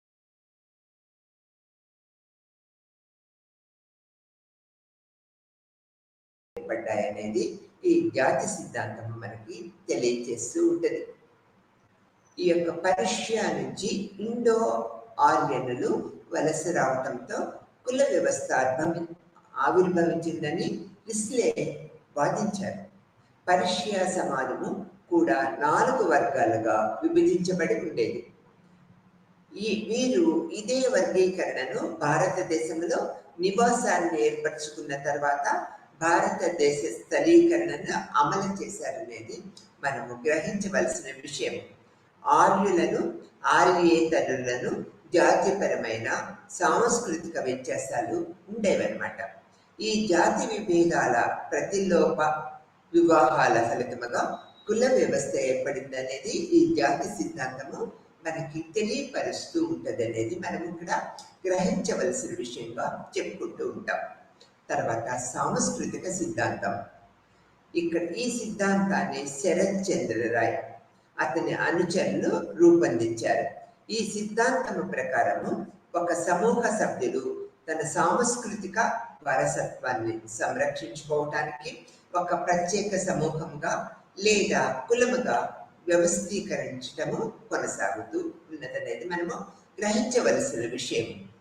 సామాజిక సంబంధాలు, అంతర్వివాహము, పరస్పర చర్యలపై నిషేధాలు విధించటము ద్వారా తమ ప్రత్యేకమైన అస్తిత్వాన్ని పరిరక్షించుకొని నిర్వహించుకునేవారు. ఈ ప్రత్యేక అస్తిత్వ సమూహాలే తర్వాత కాలంలో కుల సమూహాలుగా ఏర్పడ్డాయి, లేకపోతే కుల సమూహాలుగా రూపొందిద్దుకున్నాయి అనేది మనము చెప్పుకోవాల్సిన విషయం. తర్వాత నాగా గ్రామీణులు ఇతరుల నుంచి ఏ రకమైన బహుమానాలను స్వీకరించకూడదని భావించటము, తాము కూడా దానిలో భాగస్వాములు అవుతామన్న భయంతో కొత్త వారిని తమ వస్తువులు ఇవ్వటం కానీ లేదా వారి నుంచి స్వీకరించడం కానీ చేయకపోవటాన్ని హట్టన్ అనే ఒక సామాజిక శాస్త్రవేత్త గమనించారు. అతిథులకు ఇచ్చిన భాషలు, ఈ యొక్క చాపలు, ఇతర ఆస్తులు వారు నాశనం చేసేవారు. ఎవరైనా వ్యక్తులు కనుక మనకి బహుమానాలుగా అనేక రకాలుగా ఇస్తే వాటిని వీళ్ళు నాశనం చేసేవారు అన్నమాట. వివిధ సామాజిక, సాంస్కృతిక, రాజకీయ, ఆర్థిక కారణాల ఫలితముగా కులము ఆవిర్భవించిందనేది మంజుదార్ పేర్కొన్నారు. భారతీయ కుల వ్యవస్థ పుట్టుకను వివిధ కారణాల కలదిగా తోడ్పడినాయని ఆర్కే ముఖర్జీ గారు కూడా వాదించారు. సాంస్కృతిక విలీనీకరణ, సమైక్యతము, కుల వ్యవస్థ ఆవిర్భావంలో తన వంత పాత్రలు ఈ విధంగా నిర్వహిస్తూ ఉంటాయనేది మనం ఇక్కడ గ్రహించవలసిన విషయంగా చెప్పుకుంటూ ఉంటాం. తర్వాత ఇక్కడ మనకి వృత్తి సిద్ధాంతాన్ని కూడా తెలుసుకోవాల్సిన విషయం అన్నమాట. ఈ సిద్ధాంతాన్ని నెస్ఫీల్డ్ రూపొందించారు. కులము ప్రధానముగా విధులు లేదా వృత్తుల ఫలితముగా ఏర్పడిందనేది ఈయన అభిప్రాయపడ్డారు. జీవితాన్ని విశ్వసించారన్నమాట. కుల వ్యవస్థ విధులు ఆధారంగానే ఏర్పడిందనేది, తర్వాత వృత్తికి సంబంధించిన సాంకేతిక నైపుణ్యాల ఒక తరం నుంచి మరొక తరానికి వంశపారపర్యం సందర్భంగా లభిస్తూ ఉంటాయనేది గ్రహించవలసిన విషయం. ఒకే వృత్తిని చాలా కాలం పాటు నిర్వహించటం ఫలితముగా వృత్తి సంఘాలు ఏర్పడ్డాయనేది మనం గ్రహించవలసిన విషయం. ఈ వృత్తి సంఘాలే తర్వాత కాలంలో కులాలుగా ఏర్పడ్డాయి. ఇతని అభిప్రాయం ప్రకారం వృత్తులు ఔన్నత్యము, అల్పత్వము అనే భావాల మూలకంగా కుల వ్యవస్థలో క్రమశ్రేణి ఏర్పడిందనేది మనం గ్రహించవలసిన విషయం. కుల శ్రేణి ఎక్కువగా లేదా తక్కువ అనే అంశము సంస్కృతిలో ఆ కులము పరిశ్రమ అభివృద్ధికి చెందినదా లేదా అనే అంశముపై ఆధారపడి ఉంటుందన్నమాట. భారతీయ సమాజ వ్యవస్థలో వృత్తుల పాత్రలను అధ్యయనం చేస్తున్నప్పుడు వృత్తి సిద్ధాంతానికి సామాజిక శాస్త్రీయ ప్రాధాన్యత ఎంతో సంతరించుకున్నదనేది మనం ఇక్కడ చెప్పుకుంటూ ఉంటాం. తర్వాత బ్రాహ్మణీయ సిద్ధాంతము మరియు రాజకీయ సిద్ధాంతాన్ని మనం పరిగణలోకి తీసుకున్నట్లయితే ఫ్రెంచ్ తత్వవేత్త అయిన లూయిస్ అభిప్రాయం ప్రకారం భారతదేశంలో బ్రాహ్మణుల వల్లే కుల వ్యవస్థ ఆవిర్భవించింది అనేది ఈ లూయిస్ తన అభిప్రాయాన్ని తెలిపించారు. ఈ సిద్ధాంతము గుర్రే మద్దతు ఇచ్చారన్నమాట. బ్రాహ్మణుల కోసం ఏర్పరచుకున్న ఒక సాధనముగా కుల వ్యవస్థను అతను వర్ణించారన్నమాట. బ్రాహ్మణులు తాము మతపరమైన విధులను నిర్వర్తించడానికి కావలసిన శుద్ధతను సంరక్షించుకోవడానికి బ్రాహ్మణేతరులతో కలిసి భోజనం చేయటము, వివాహము, సామాజిక సంబంధాలు అటువంటి విషయాలలో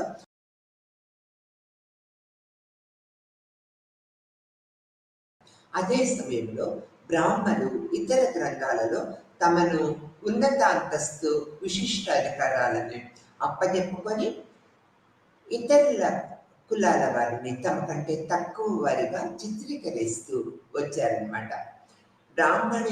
బ్రాహ్మణీయ నాగరికతను పాటించేవారు గిరిజన తెగలు, శూద్రులను వివిధ మతపరమైన సామాజిక సంబంధాల విషయాలలో దూరంగా ఉంచటము కుల వ్యవస్థ లక్షణంగా ఏర్పడింది. అప్పుడున్న సామాజిక పరిస్థితులను బట్టి బ్రాహ్మణ సమాజంలో తమ ఆధిక్యతను నిర్వహించడం కోసము కుల వ్యవస్థను ఏర్పరిచారనేది మనము అప్పుడున్న పరిస్థితుల ఆధారంగా తెలుసుకుంటూ ఉన్నాం. ఈ సిద్ధాంతాన్ని అంగీకరిస్తే బ్రాహ్మణులను రాజకీయ సత్తా వచ్చిన తర్వాత కుల వ్యవస్థ ఏర్పడిందని విశ్వసించాలి. అయితే కుల వ్యవస్థ ఈ స్థితి కంటే చాలా కాలం ముందే ఏర్పడిందని, ఒక సామాజిక సంస్థగా లోతుగా వేళ్ళూడుకుపోయిన కుల వ్యవస్థ ఒక పాలనా కార్యక్రమంగా అమలుపరచడం జరుగుతూ ఉండదనేది మనము చెప్పలేమన్నమాట. ఈ సిద్ధాంతాల ప్రకారము కులము ఎలా ఆవిర్భవించింది, వారి యొక్క సిద్ధాంతాల ప్రకారము వారి యొక్క కుల వ్యవస్థ యొక్క లక్షణాలని మనము తెలుసుకున్నాం. ఇప్పుడు కుల వ్యవస్థ లక్షణాలని మనము తెలుసుకుందాం. కుల వ్యవస్థ లక్షణాలలో కులాల మధ్య వివాహము అంగీకరించింది. ఒక కులాల మధ్య వివాహము అంగీకరించిందనమాట. వృత్తి మార్పు ఏర్పడదు. తర్వాత వీటితో పాటు కులానికి మరికొన్ని ముఖ్యమైన లక్షణాలు కూడా ఉన్నాయి. కులాలు అంతర్లీనముగా ఉంటుంది. కులం అనేది అంతర్లీనంగా ఉంటుంది. గతిశీలత, రాహిత్యము, సంపూర్ణ కఠినత్వము అనేది కుల వ్యవస్థ లక్షణాలు. వ్యక్తి జీవన పర్యంతరము ఒకే కులానికి చెందినవాడుగా జీవిస్తాడు. కులము అతని యొక్క జీవన స్థితిని మనకి అనేక రకాలుగా తెలియపరుస్తుంది. దీనివల్ల అంటే పుట్టుకతో మనకు ఏ కులములో పుట్టామో అదే కులములో శాశ్వతంగా మరణించినంత వరకు కూడా జీవితాన్ని కొనసాగిస్తూ ఉంటాడనేది మనము చెప్పుకుంటూ ఉంటాం. కుల లక్షణాలలో మొదటిది కుల సభ్యత్వము పుట్టుక ద్వారా నిర్దేశిస్తూ ఉంటది. ఇది ఒక కుల స్థితి అంటూ ఉంటాం. అంటే కుల సభ్యత్వము పుట్టుక ద్వారా నిర్దేశిస్తూ ఉంటాం. దీన్ని మనం ఒక కుల స్థితిగా చెప్తూ ఉంటాం. రెండో లక్షణానికి వచ్చినట్లయితే సోపాన క్రమం. వర్ణ వ్యవస్థ గురించి మనం ఇప్పుడు చెప్పుకోవాలి. సోపానుక్రమం అంటే చతుర్వర్ణాలు. కుల వ్యవస్థ ఒక చతుర్వర్ణాలుగా మనం చెప్తూ ఉంటాం. బ్రాహ్మణులు, క్షత్రియులు, వైశ్యులు, శూద్రులు అని చెప్పుకున్నాం. ఇది ఒక వర్ణ వ్యవస్థ క్రమాన్ని మనకు తెలియపరుస్తుంది. అంటే బ్రహ్మ యొక్క ముఖము నుంచి, అంటే నోటి నుంచి పుట్టిన వాళ్ళు బ్రాహ్మణులని, వాళ్ళు వాక్శుద్ధి కలిగి ఉంటారని, సత్ప్రవర్తన కలిగి ఉంటారని, కుల వ్యవస్థ లక్షణాలను కొనసాగిస్తూ ఆ పరిధిలోనే జీవిత విధానాన్ని గడుపుతూ ఉంటారనేది మనము చెప్పుకుంటూ ఉంటాం.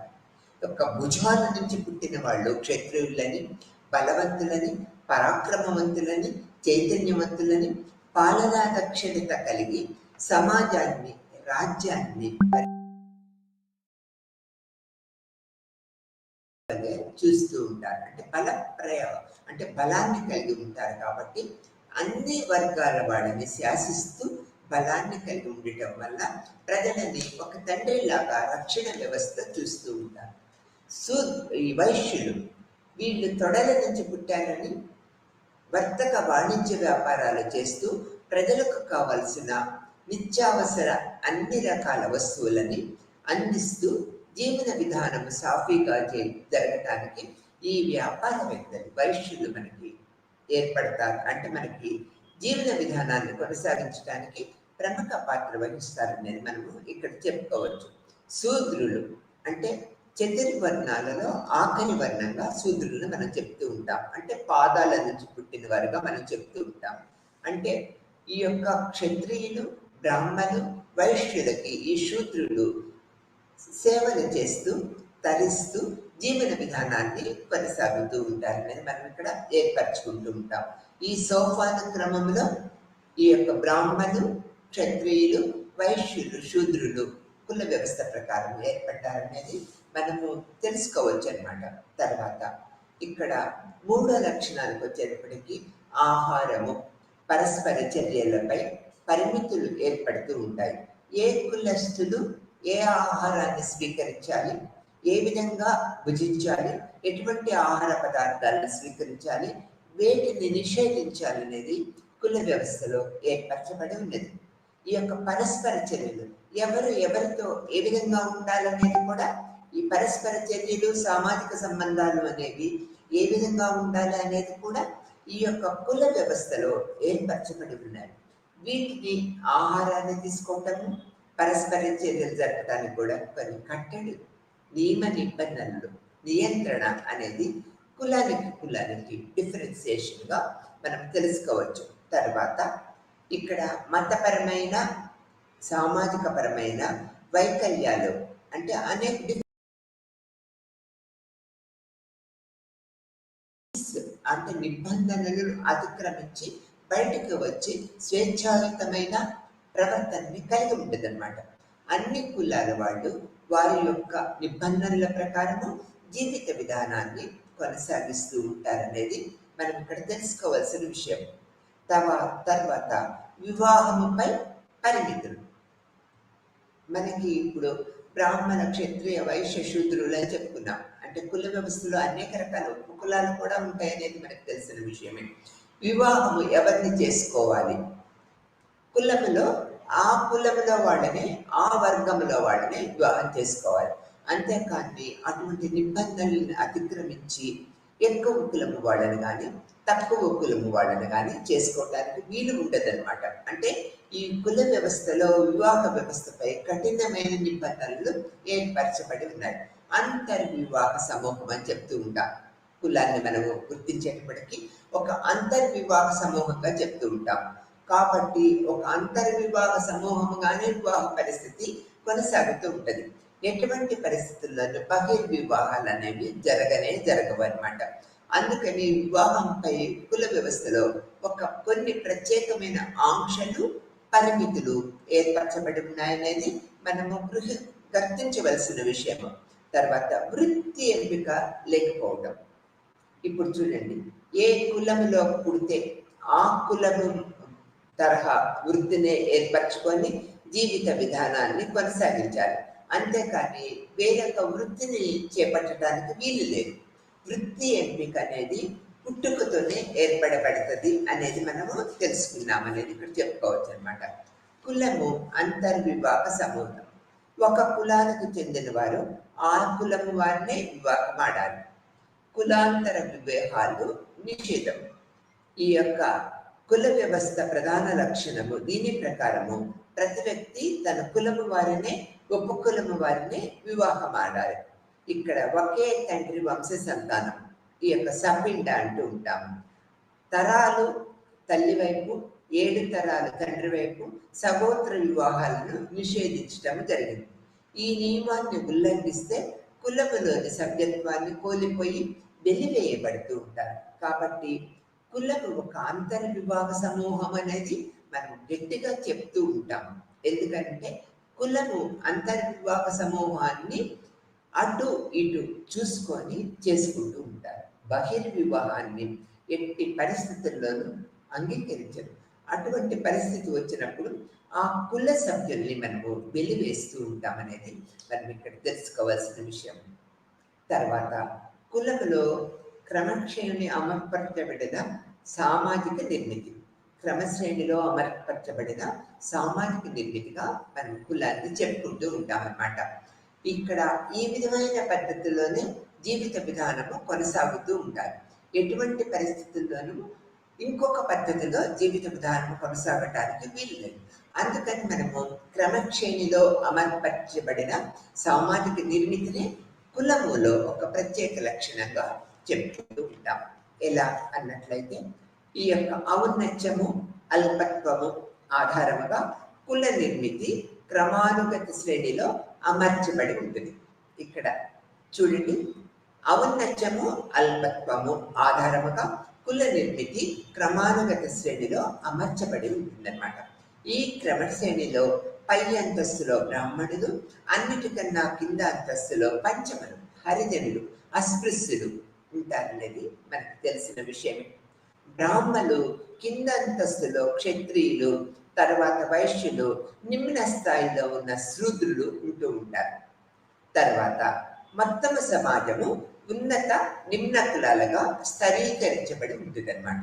అందుకని మనం ఏం చెప్తూ ఉంటాము, క్రమశ్రేణిలో అమర్చబడిన సామాజిక నిర్మితి కుల లక్షణాల్లో ప్రముఖమైనదిగా మనం చెప్తూ ఉంటాం. ఆ తర్వాత కుల లక్షణాలలో కులము వంశపారంపర్యంగా వస్తూ ఉంటుంది. ఇది మార్చుకోవటానికి వీలు లేదు. ఇలా కులము స్వభావరీత్యా వంశపారంపర్యమైనది. ఇది తన సభ్యులను ఆపాదిత అంతస్తును ఏర్పరుస్తుంది. ఆపాదిత అంతస్తు అంటే వ్యక్తిని పుట్టుకతో లభించే యొక్క అంతస్తునే ఆపాదిత అంతస్తు. మనం ఏ కులంలో పుడతాము, బ్రాహ్మణ కులంలో పుట్టామనుకోండి, జీవితాంతము మనము బ్రాహ్మణులుగానే ఉంటాం. ఇంకొక కులమాన్ని మనము ఆపాదించుకోలేము. అందుకని ఆపాదిత అంతస్తు కులం వంశపారంపర్యంగా వస్తుంది, ఆపాదిత అంతస్తుగా మనం చెప్పుకుంటూ ఉంటాం. కుల లక్షణాల్లో ఇంకొకటికి వెళ్ళినట్లయితే వృత్తి అవకాశాలు ఎలా ఉంటాయి అనేది. ప్రతి కులానికి ఒక కుల వృత్తి ఉంటుంది. ఇతరులు ఆ వృత్తిని చేపట్టకుండా కుల సభ్యులు అడ్డుకుంటూ ఉంటారు. ఈ వృత్తులను పాత తరము నుంచి వంశపారంపర్యంగా పొందుతూ ఉంటారు. ఒక తరము నుంచి వేరొక తరానికి పొందుతూ ఉంటారు అన్నమాట. ఒక కులంలో పుట్టిన వ్యక్తి తన పూర్వీకుల వృత్తినే చేపట్టాలి. వాళ్ళ పూర్వీకులు, తల్లిదండ్రులు, తాత ముత్తాతలు ఏ వృత్తిని చేశారో ఆ వృత్తినే చేపట్టాలి. వేరొక వృత్తిని చేపట్టడానికి వీలు లేదన్నమాట. వృత్తి ఎంపిక చాలా పరిమితంగా ఉంటుంది. వృత్తి ఏకసామ్యము కుల వ్యవస్థలో ప్రస్ఫుటంగా మనకు కనిపిస్తూ ఉంటుంది. అంటే కుల వ్యవస్థలో వృత్తి అవకాశాలు అనేది పుట్టుకతోనే ఏర్పరచబడి ఉంటాయి అనేది మనకు తెలిసిన విషయమే. కుల లక్షణాల్లో ఇంకొకటి భోజన సంబంధమైన లక్షణాలు. వ్యక్తి ఏ రకమైన ఆహారాన్ని పానీయాన్ని ఇతర కులాల నుంచి స్వీకరించవచ్చు అనే నియమాలు కుల వ్యవస్థలో ఉంటాయి. ఆహార నిషేధాలు వ్యక్తి ఏ రకమైన ఆహారాన్ని తినవచ్చు తినకూడదన్న విషయం కూడా కులములో నిర్దేశించబడి ఉంటుంది, నియంత్రించబడి ఉంటాయన్నమాట. ఇది ఒక లక్షణం.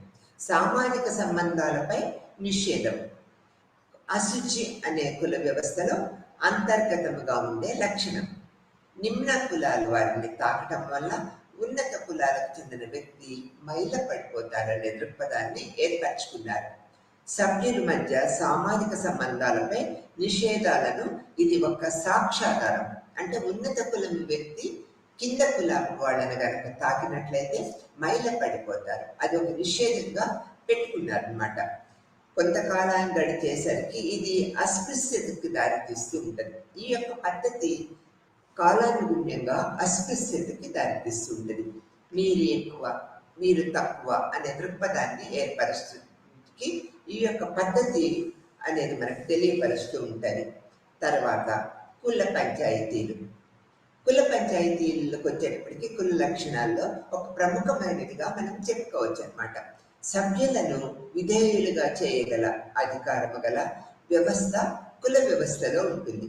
దీనినే కుల పంచాయతీ అంటూ ఉంటాము. కులములో క్రమశిక్షణను ఏర్పరచడము దీని విధి అన్నమాట. ఇది న్యాయస్థానము వల్ల పనిచేస్తుంది.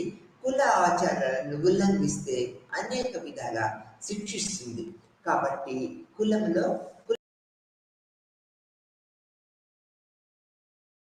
జీవితాంతము కొనసాగేటట్లుగా మనము చెప్పుకోవాల్సిన పద్ధతిగా చెప్తూ ఉంటాం అన్నమాట. ఈ యొక్క మార్పులు అనేవి ఈ సిద్ధాంత ఈ లక్షణాలన్నీ కూడా అప్పటి నుంచి ఇప్పటి వరకు గౌరవప్రదమైన పద్ధతుల్లో ఇది చేస్తూ ఉంటాం అనేది చెప్తూ ఉంటాం. తర్వాత జార్జ్మానీ వ్యవస్థ. కుల వ్యవస్థలో జార్జ్మానీ వ్యవస్థ ఒక ప్రముఖమైన స్థితిగా మనం చెప్పుకుంటూ ఉంటాం. అంటే యజమాని సేవకులు అని చెప్తూ ఉంటాం. యజమాని ఒక ప్రత్యేకమైన హక్కు కలిగి ఉంటాడు. సేవకులు వాళ్ళకి సేవ చేస్తూ జీవితాన్ని తరించుకుంటూ ఉంటారు. ఇప్పుడున్న పరిస్థితుల్లో జార్జ్మానీ వ్యవస్థ తగ్గిపోతుంది అనేది మనం చెప్పుకోవచ్చు. యజమాని సేవకుడు అనే వ్యవస్థ లేదన్నమాట ఇప్పుడు. కానీ ఈ యజమానులు అంటే ఉన్నత కులస్తులు తక్కిన కులస్తుల్ని ప్రేమపూర్వకంగా చూసి వారికి అన్ని విధాల సామాజికంగా ఆర్థికంగా చేయూత అందిస్తూ ఉంటారు, సహాయం చేస్తూ ఉంటారు. అందుకు ఫలితముగా ఈ సేవకులు ఆ యజమానుల్ని ప్రేమపూర్వకంగా చూస్తూ వారు చెప్పిన పనులను చేస్తూ వారు ఇచ్చే దాన ధర్మాలని అంటే అన్ని రకాల ఆహార పదార్థాలను స్వీకరించి జీవితాన్ని కొనసాగుతూ ఇస్తూ ఉంటారనేది మనం ఇక్కడ చెప్పుకోవచ్చు అనమాట. ఈ జార్జ్మానీ వ్యవస్థలో వస్తువులు సేవల ఉత్పత్తి అనేది ప్రముఖ పద్ధతి ఏర్పరచుకొని ఉంటుంది అన్నమాట. వస్తువులు అంటే ఉత్పత్తి చేస్తే దానికి ప్రతిఫలం కట్టి యజమానులు ఈ సేవకులకి ఒక సేవక వృత్తిని ఇస్తూ ఉండేవారు. ఈ తర్వాత మన ఎంఎస్ శ్రీనివాస్ ప్రకారము కుల వ్యవస్థలో అనేక రకాల మార్పులు కూడా సంభవిస్తూ ఉన్నాయి. సంస్కృతీకరణ, పారిశ్రామికీకరణ, పట్టణీకరణ తర్వాత ఇండిపెండెన్స్ తర్వాత కూడా కుల వ్యవస్థలో అనేక రకాల పద్ధతులని మనము చూడగలుగుతూ ఉంటాం. అంటే మార్పులను చూడగలుగుతూ ఉంటాం అన్నమాట. తర్వాత కుల వ్యవస్థ లక్షణాలు తెలుసుకున్నాం కదా. కుల వ్యవస్థ విధులు ఏ విధంగా ఉన్నాయనేది మనం ఇప్పుడు తెలుసుకుంటాం. కుల వ్యవస్థ విధుల్లో సమాజంలోని స్తరాల మధ్య ఏర్పడే సంఘర్షణ విషయాల్లో ఇది మధ్యవర్తిత్వము వహిస్తూ ఉంటుంది. సమాజంలోని స్తరాల మధ్య ఏర్పడే సంఘర్షణల విషయాల్లో మధ్యవర్తిత్వము ఏర్పరుస్తూ ఉంటుంది. హిందూ సంస్కృతి జీవన విధానాలకి ఇది మద్దతిస్తూ గౌరవాన్ని పెంపొందిస్తూ ఉంటుంది అనేది చెప్పుకోవచ్చు. వర్గాల మధ్య సంబంధాల ఆధారంగా సామాజిక సమైక్యత ఇది ఏర్పరుస్తూ ఉంటుంది. వైయక్తిక సామాజిక సర్దుబాటులకి ఇది దోహదం చేస్తూ ఉంటుంది అనేది మనము గ్రహించవలసిన విషయంగా చెప్పుకుంటూ ఉంటాం. ఈ విధులలో కుల వ్యవస్థ విధులను వైయక్తిక జీవితము, సాముదాయిక జీవితం అనే అంశాల ఆధారంగా మరింత విపులంగా మనం తెలుసుకోగలుగుతున్నాము. వ్యక్తిగత జీవితంలో సామాజిక జీవితము నిర్ణయిస్తూ ఉంటుంది విధులలో. వృత్తిని స్థిరము చేస్తూ ఉంటుంది. మొత్తం కుల సమూహాల సహాయం చేయటానికి, రక్షించటానికి ముందుకు వస్తూ ఉంటుంది. కనుక సాంఘిక భద్రతని ఇది ఒక విధిగా ఏర్పరుస్తూ ఉంటుంది. ప్రవర్తనను నియంత్రిస్తూ ఉంటుంది. నైతిక సూత్రాల ఆధారంగా వ్యక్తుల ప్రవర్తన, శీలముపై నిషేధాలు, నియంత్రణను కలిగి ఉంటుందన్నమాట. మానసిక భద్రతను ఏర్పరుస్తూ ఉంటుంది. సామాజిక అంతస్తు, వృత్తి జీవిత భాగస్వామి ఎంపిక పుట్టుక ద్వారా నిర్ణయించబడుతూ ఉంటుంది. కనుక జీవితము సాఫీగా జరుగుతూ ఉంటుంది. వ్యక్తిగత జీవితంలో కులము యొక్క విధి ఎంత ప్రముఖంగా ఈ విధంగా ఉన్నదన్నమాట. తర్వాత సాముదాయిక జీవితంలో కులం యొక్క విధులు ఏ విధంగా ఉన్నాయో ఇప్పుడు తెలుసుకుంటూ ఉంటాం. అస్తిత్వాన్ని ఇది భద్రపరుస్తుంది. మతపరమైన భావాలను నిర్వహిస్తూ ఉంటుంది. సమాజంలో సామాజిక అంతస్తుని ఇది ఏర్పరుస్తూ ఉంటుంది. సంస్కృతిని పరిరక్షిస్తూ ఉంటుంది అన్నమాట. భారతదేశంలో వివిధ సమూహాల ఐక్యశక్తిగా పనిచేయటానికి ప్రపంచంలోని సమన్వయ సామాజిక వ్యవస్థల్లో ఒకటిగా పరిగణించడానికి కుల వ్యవస్థ దోహదం చేస్తూ ఉంటుందన్నమాట. శ్రమ విభజన అమలు చేయడానికి తోడ్పడుతూ ఉంటుంది. సమన్వయం కూడా చేస్తూ ఉంటుంది, కోఆర్డినేషన్ కూడా చేస్తూ ఉంటుంది అన్నమాట. స్థిరత్వాన్ని ఏర్పరుస్తూ ఉంటుంది. భారతదేశంపై విదేశీయులు ఎన్నోసార్లు దండెత్తినప్పటికీ ఈ రాజకీయ విపత్తులను, అల్లకల్లోలాలను భారతీయ సమాజాన్ని క్రమాన్ని కదల్చలేకపోయాయన్నమాట. హిందూ సామాజిక వ్యవస్థను చిన్నాభిన్నంగా చేయాలని ఇస్లాం దండయాత్రలు ఎన్నో ప్రయత్నాలు చేసింది. కానీ కుల వ్యవస్థలో కఠినత్వం ఫలితముగా ఆ ప్రయత్నాలు కూడా ఫలించకుండా కుల వ్యవస్థ శాశ్వతంగా స్థిరముగా భారతదేశంలో సుస్థిరముగా ఉన్నది అనేది మనం ఇప్పుడే కూడా చెప్పుకోగలుగుతాము. తర్వాత కుల వ్యవస్థలో కూడా అనేక రకాల గుణ దోషాలను మనము చూడగలుగుతాము. తర్వాత సుగుణాలను తీసుకున్నట్లయితే కుల వ్యవస్థలో కులానికి గల మతపరమైన ఆధారము హిందూ జీవితాన్ని బలమైన నిరంతరము కలుగజేస్తూ ఉంటుంది. హిందూ సంస్కృతి ముఖ్యమైన లక్షణాలలో ఉమ్మడి కుటుంబ వ్యవస్థ కొనసాగటము ఒకటిగా మనం చెప్పుకోవచ్చు అనమాట. దీని ఆచార సాంప్రదాయాలు చాలా వరకు మతంతో ముడిపడి ఉంటాయి. ఉమ్మడి కుటుంబము ప్రముఖ ఉత్తమ లక్షణంగా ఈ యొక్క కుల వ్యవస్థ ద్వారా ఏర్పడింది అనేది మనము చెప్పక తప్పదు. కులము ప్రతి వ్యక్తిని ఒక నిర్ణీత సామాజిక వాతావరణాన్ని ఏర్పరచడానికి దోహదం చేస్తూ ఉంటుంది. ఈ యొక్క వ్యక్తి యొక్క ప్రవర్తనను, సంబంధాలను నియంత్రించే శాశ్వత సంఘాల వ్యవస్థ కులానికి ఉంటుందన్నమాట. వ్యక్తి కులము అతని వైవాహిక పద్ధతులను, తర్వాత వైవాహిక పద్ధతులను ఎంపికను నియంత్రించడమే కాక అతని కార్మిక సంఘము, అతని స్నేహభరిత లాభదాయక సమాజముగా, అతని ఎస్టేటుగా, క్లబ్బుగా, అతన్ని అనాథాశ్రమం క్రమంగా పనిచేస్తూ ఉంటుంది. రోగులను సంరక్షిస్తూ ఉంటుంది. అవసరమైతే అతను చనిపోయిన తర్వాత కర్మకాండాలు కూడా కుల వ్యవస్థలోని ప్రముఖులు నిర్వహిస్తూ ఉంటారు. కుల వ్యవస్థ ఒక కులములోని సభ్యుల మధ్య సహకార భావాన్ని ఏర్పరుస్తూ ఉంటుంది. పేదవారిని, అవసరమైన ఉన్నవారికి సహాయం చేయడం ద్వారా రాజ్యముపై భారాన్ని కొంతవరకు తగ్గిస్తూ ఉంటుంది అన్నమాట కుల వ్యవస్థ. కుల వ్యవస్థ వ్యక్తుల సమిష్టి ఆర్థిక వ్యవహారాలను నిర్వహిస్తూ ఉంటుంది. వ్యక్తి భవిష్యత్తును మార్గనిర్దేశం చేయడానికి ప్రతి కులానికి ఒక నిర్ణీతమైన వృత్తి అనేది ఉంటుందన్నమాట. ప్రాచీన భారతదేశంలో రైతులు, వృత్తి కళాకారులు ఎంతో నైపుణ్యాలు కలిగి ఉండేవారు. సాధారణంగా ఈ నైపుణ్యాలు తండ్రి నుంచి తర్వాత వారి కొడుకులకి సంక్రమిస్తూ ఉంటాయనేది మనము తెలుసుకోవాల్సిన విషయం. తర్వాత జాతిపరమైన పరిశుభ్రతకు కుల వ్యవస్థ పరిరక్షిస్తూ ఉంటుందన్నమాట.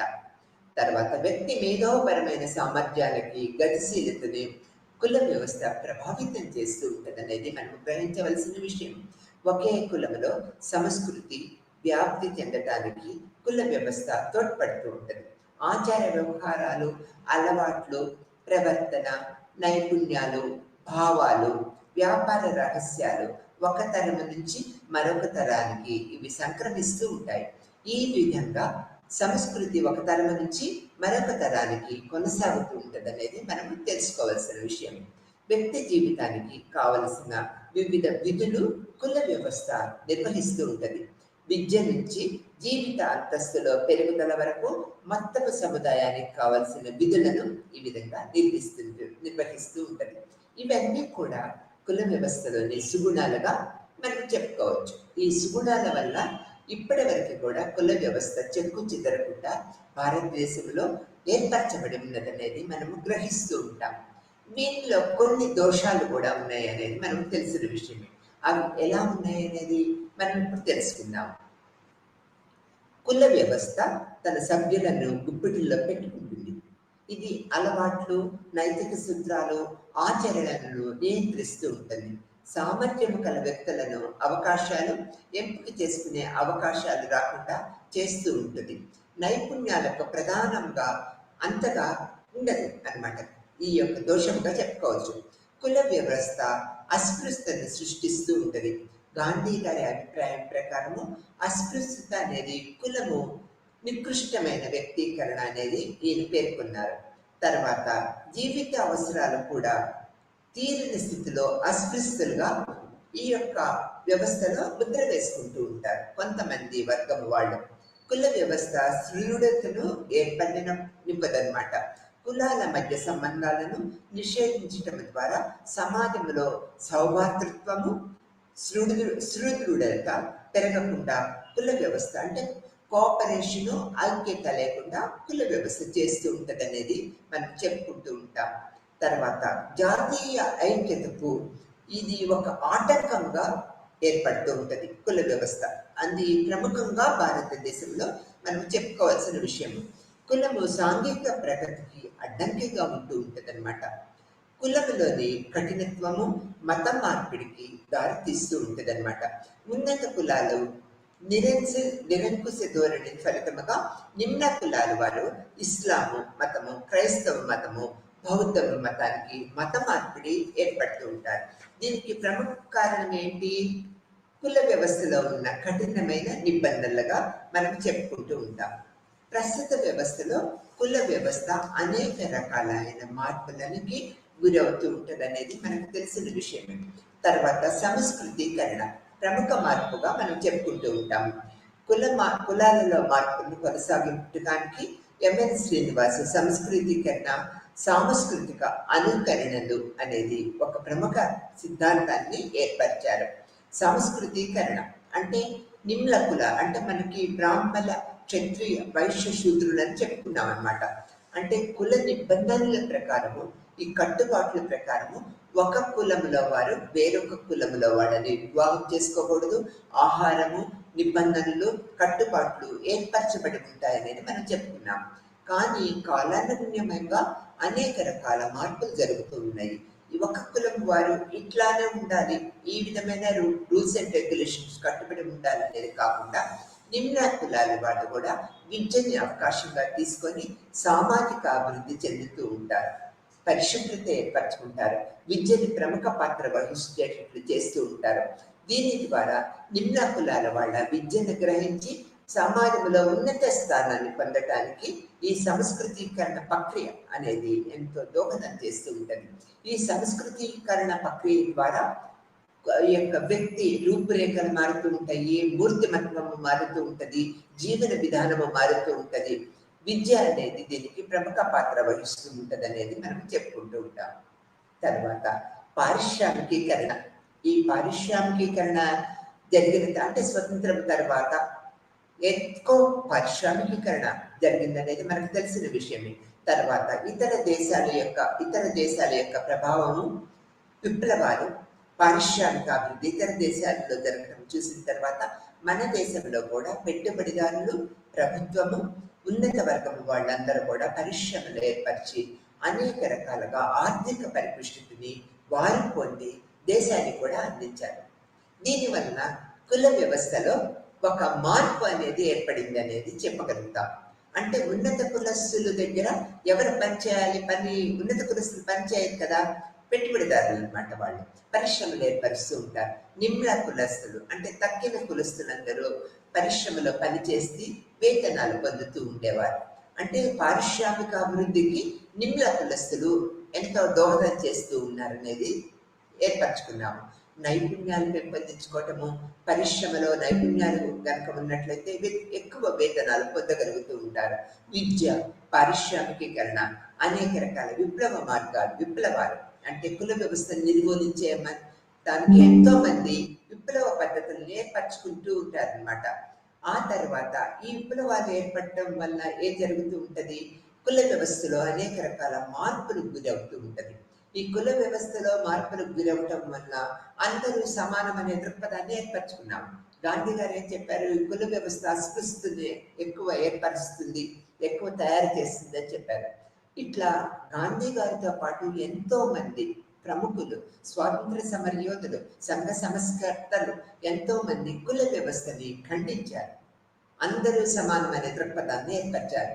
బ్రాహ్మణ, క్షత్రియ, వైశ్య, శూద్రులు, పంచమ వర్ణాలు అంటే ఎస్సీ, ఎస్టీ, బీసీ కమ్యూనిటీ వాళ్ళు అందరూ ఒకే రక్తాన్ని కలిగి ఉంటున్నాం, ఒకే రకమైన జీవిత విధానాన్ని కలిగి ఉండాలనే దృక్పథాన్ని ఏర్పరిచారు.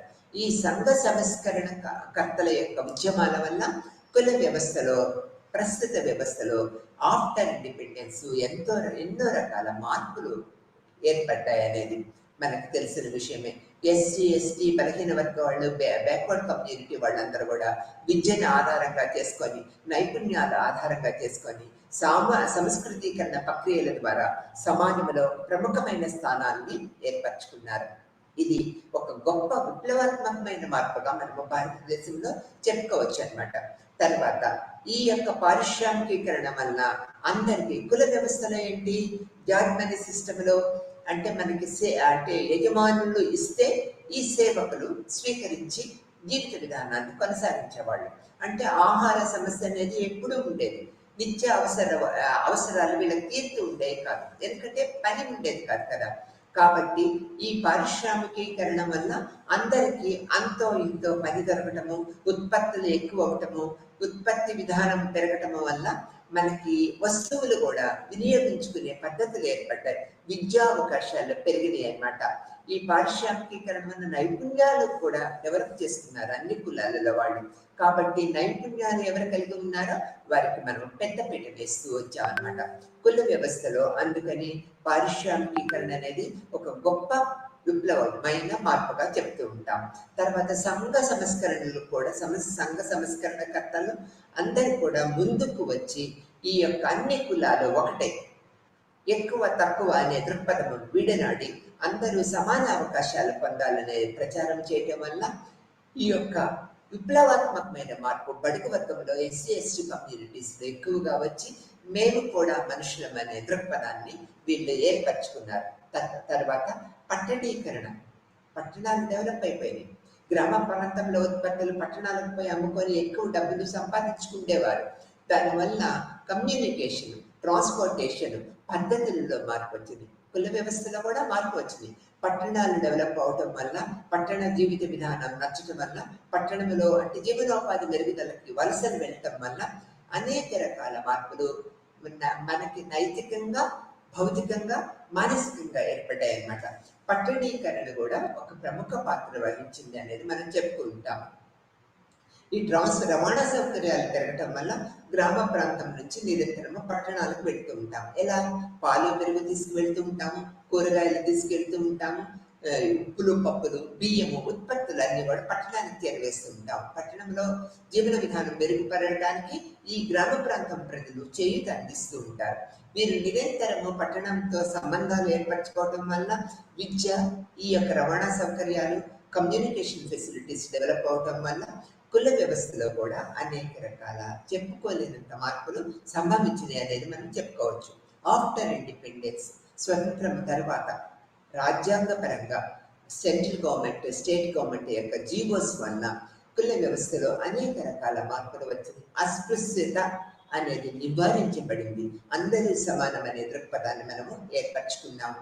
ఏర్పరచుకోవటం వల్ల ఏంటి, కులము అంటే తక్కువ కులము వాళ్ళని మనము గనక ఏదైనా వాళ్ళని కించపరిచితే, మానసికంగా, శారీరకంగా ఇబ్బందులు కలిగి చేసినట్లయితే గవర్నమెంట్ పరంగా తప్పనిసరిగా ఎవరైతే ఇటువంటి ప్రోద్బలాన్ని అంటే ఈ పద్ధతిని అవలంబిస్తున్నారో వాళ్ళని శిక్ష విధించే పద్ధతులు కూడా మనకు వచ్చినాయి. కుల వివక్షణకు ఈ యొక్క నిషేధించే చర్యలు అనేక రకంగా ఏర్పడ్డాయి. రాజ్యాంగబద్ధంగా హామీ ఇవ్వని ప్రాథమిక మానవ హక్కులు ఇవ్వబడిన రాజ్యాంగబద్ధంగా హామీ ఇవ్వబడిన ప్రాథమిక మానవ హక్కుల వల్ల కుల వ్యవస్థ అనేక రకాల మార్పులకు గురైంది అనేది మనం చెప్తూ ఉంటాం. అంటరానితనము నిర్మూలన ప్రముఖ పాత్ర వహించింది. అనేక రకాల ఎంతో మంది సంఘ సంస్కరణలు అన్టచబిలిటీ అంటరానితనాన్ని నిర్మూలించాలి. SC, ST, BC and minority వర్గాలు అందరూ కూడా మనుషులే, వాళ్ళకి సమానమైన గౌరవాన్ని ఇవ్వాలి అనే దృక్పథాన్ని ఏర్పరిచారు. ఎస్టీకి అత్యాచార నిరోధక చట్టము రాజ్యాంగబద్ధంగా ఏర్పరిచారు. ఎవరైనా అత్యాచారాలు ఎస్సీ, ఎస్టీ వాళ్ళ మీదకి చేసినట్లయితే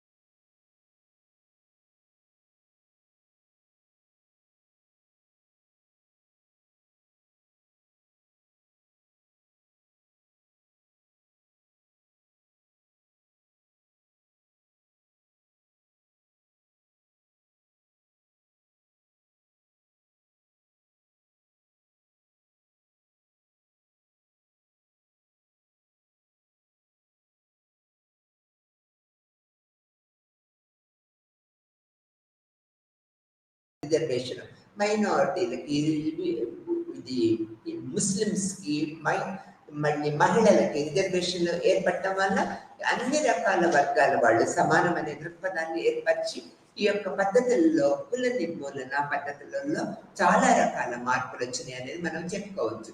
తర్వాత జాతీయ సంక్షేమము, సాంఘిక సంక్షేమము ఒక శాఖ ఏర్పడింది. ఎస్సీ, ఎస్టీ కమిషన్స్ ఏర్పడ్డాయి, మైనారిటీ కమిషన్స్ ఏర్పడ్డాయి, బీసీ కమిషన్స్ ఏర్పడ్డాయి. వీటికి ఒక ప్రత్యేకమైన శాఖలు ఏర్పరిచారు. సాంఘిక సంక్షేమము అండ్ జాతీయ అభివృద్ధి శాఖలు ఏర్పడటం వల్ల స్టేట్ అండ్ సెంట్రల్ గవర్నమెంట్స్లో అన్ని స్టేట్ గవర్నమెంట్లో సెంట్రల్ గవర్నమెంట్లో ఈ శాఖలు ఏర్పడటం వల్ల అస్పృశ్యత నివారణ పద్ధతులు ఎక్కువ అమలుపరచడం జరిగింది. ఆ తర్వాత ఎస్సీ, ఎస్టీ కమిషన్స్ ఏర్పడటం వల్ల వీరిపై జరిగే అత్యాచారాలను అనేది మనం నిర్మూలించి అన్ని రకాల పద్ధతుల వల్ల వీళ్ళని అప్లిఫ్ట్ అంటే సమాజంలో వీళ్ళని మనము ముందుకు తీసుకువెళ్ళాలనే దృక్పథాన్ని ఏర్పరచుకొని ఈ యొక్క కుల నిర్మూలన పద్ధతుల వల్ల ఎక్కడ మనము సెంట్రల్ గవర్నమెంట్లో జీవోస్ పాస్ చేసాము, స్టేట్ గవర్నమెంట్లో కూడా సమానత్వాన్ని మనము ఏర్పరిచాము. దీనివల్ల ఏం జరుగుతూ ఉన్నది అన్నట్లయితే అందరికీ సమాన అవకాశాలు ఏర్పడటం వల్ల అప్పుడు మనం ఏం చెప్పాము, ఇక్కడ బ్రాహ్మణులు, క్షత్రియులు, వైశ్యులు, శూద్రులు 4 వర్గాలు అంతర్వివాహ సమూహము, బహిర్వివాహాలు అనేవి జరగడానికి వీల్లేదు. ఆహార పానీయాలు, జీవిత విధానము, నిబంధనలన్నీ కూడా కట్టడి చేసి పెట్టాము. ఇప్పుడు ఆఫ్టర్ ఇండిపెండెన్స్ ఈ ఎస్సీ, ఎస్టీ కమిషన్స్, సాంఘిక సంక్షేమ పథకాలు, జాతీయ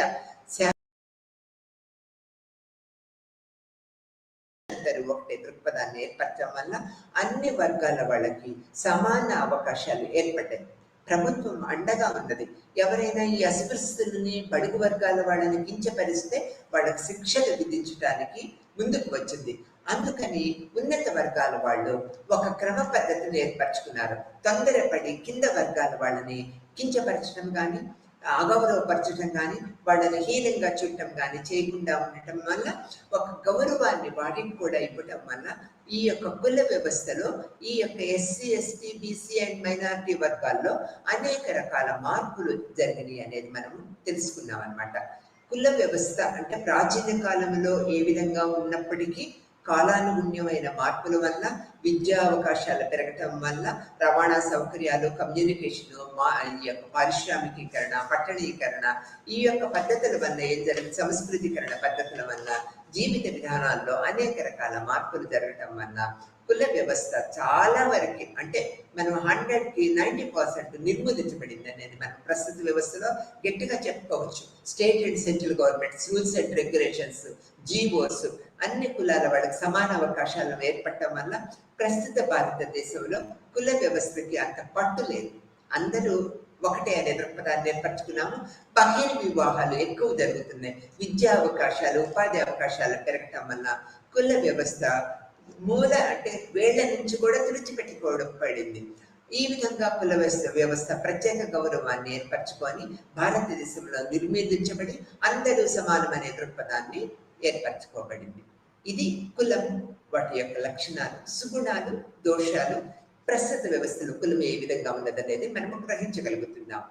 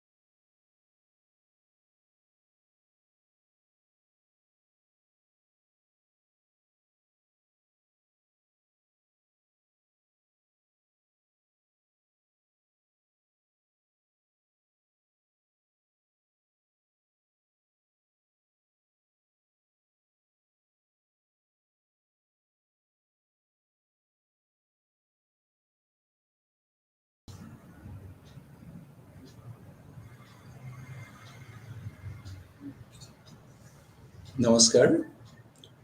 আজি আলোচনাৰ বিষয়বস্তুটো হ'ল আৱয়বিক নৃতত্বৰ পাতনি আৰু ইয়াৰ বিকাশ। আমি ইয়াৰ আগৰ আলোচনাটোত আলোচনা কৰিছিলোঁ নৃতত্বৰ বিভিন্ন ভাগসমূহৰ বিষয়ে বা আৱয়বিক নৃতত্বৰ বা জৈৱিক নৃতত্বৰ বিষয়ে আমি কিছু আলোচনা আগতে কৰিছিলোঁ।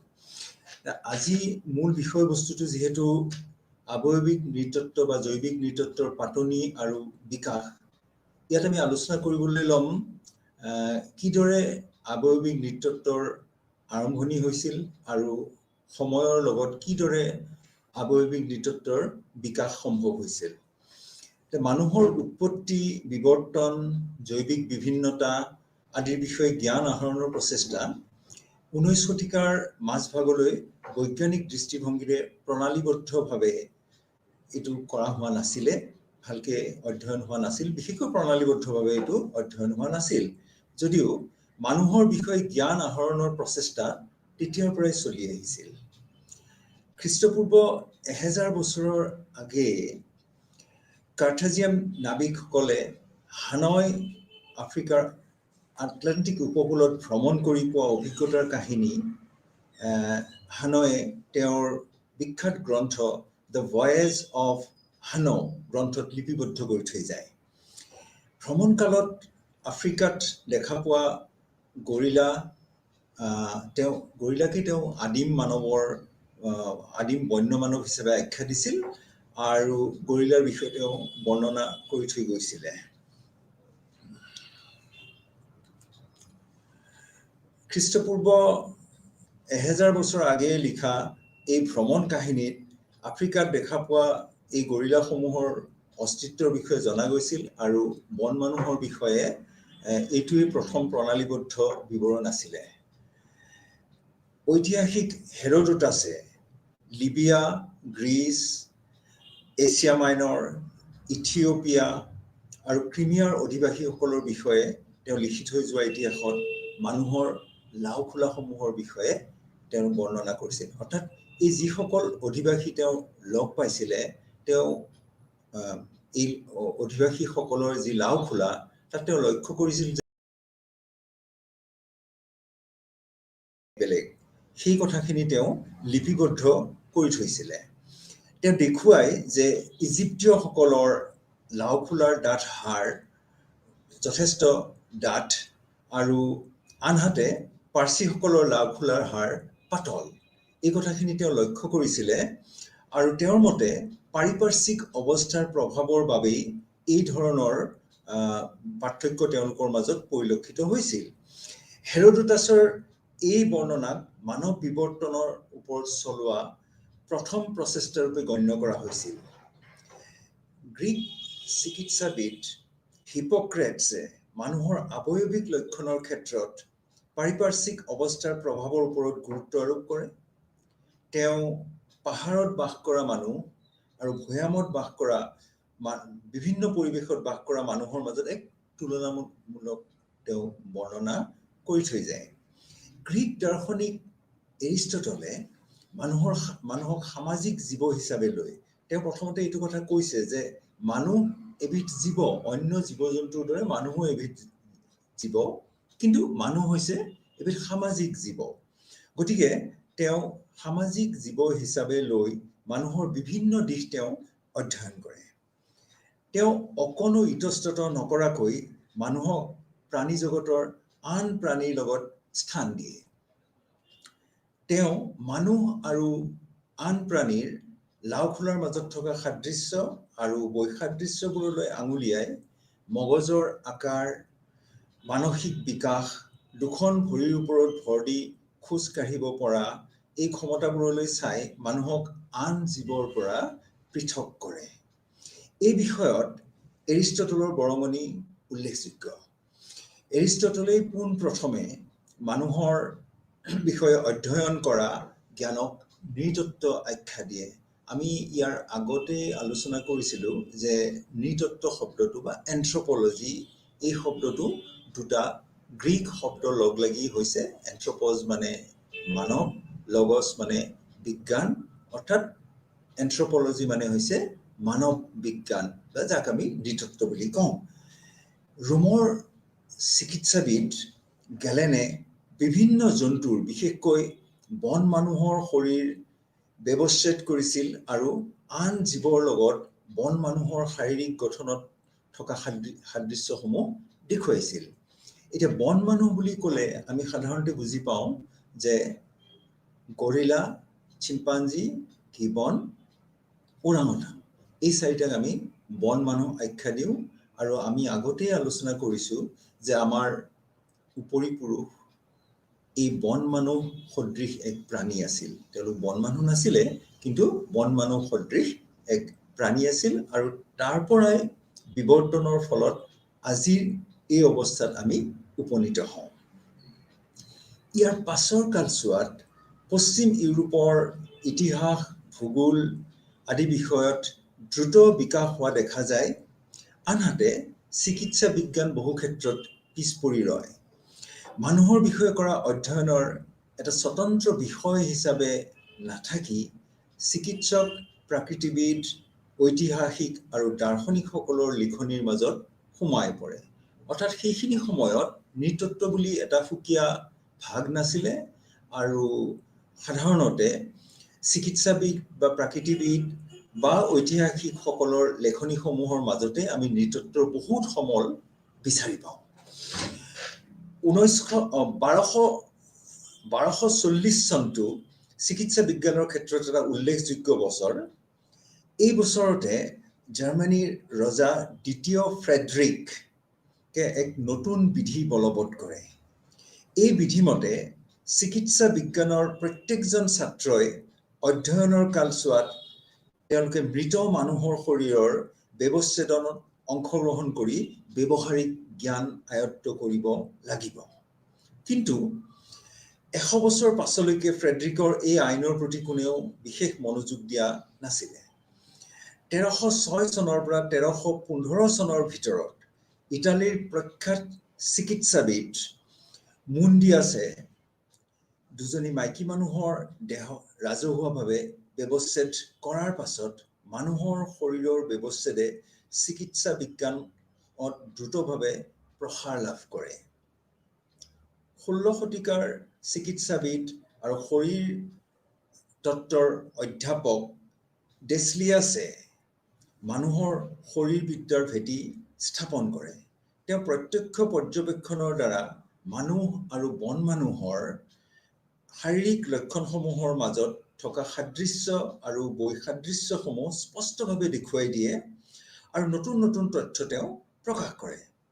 ডেছালিয়াছৰ এই তথ্যসমূহ আৱয়বিক নৃতত্বৰ উৎকৰ্ষ আৰু বিকাশৰ ক্ষেত্ৰত প্ৰয়োগ কৰা হয়।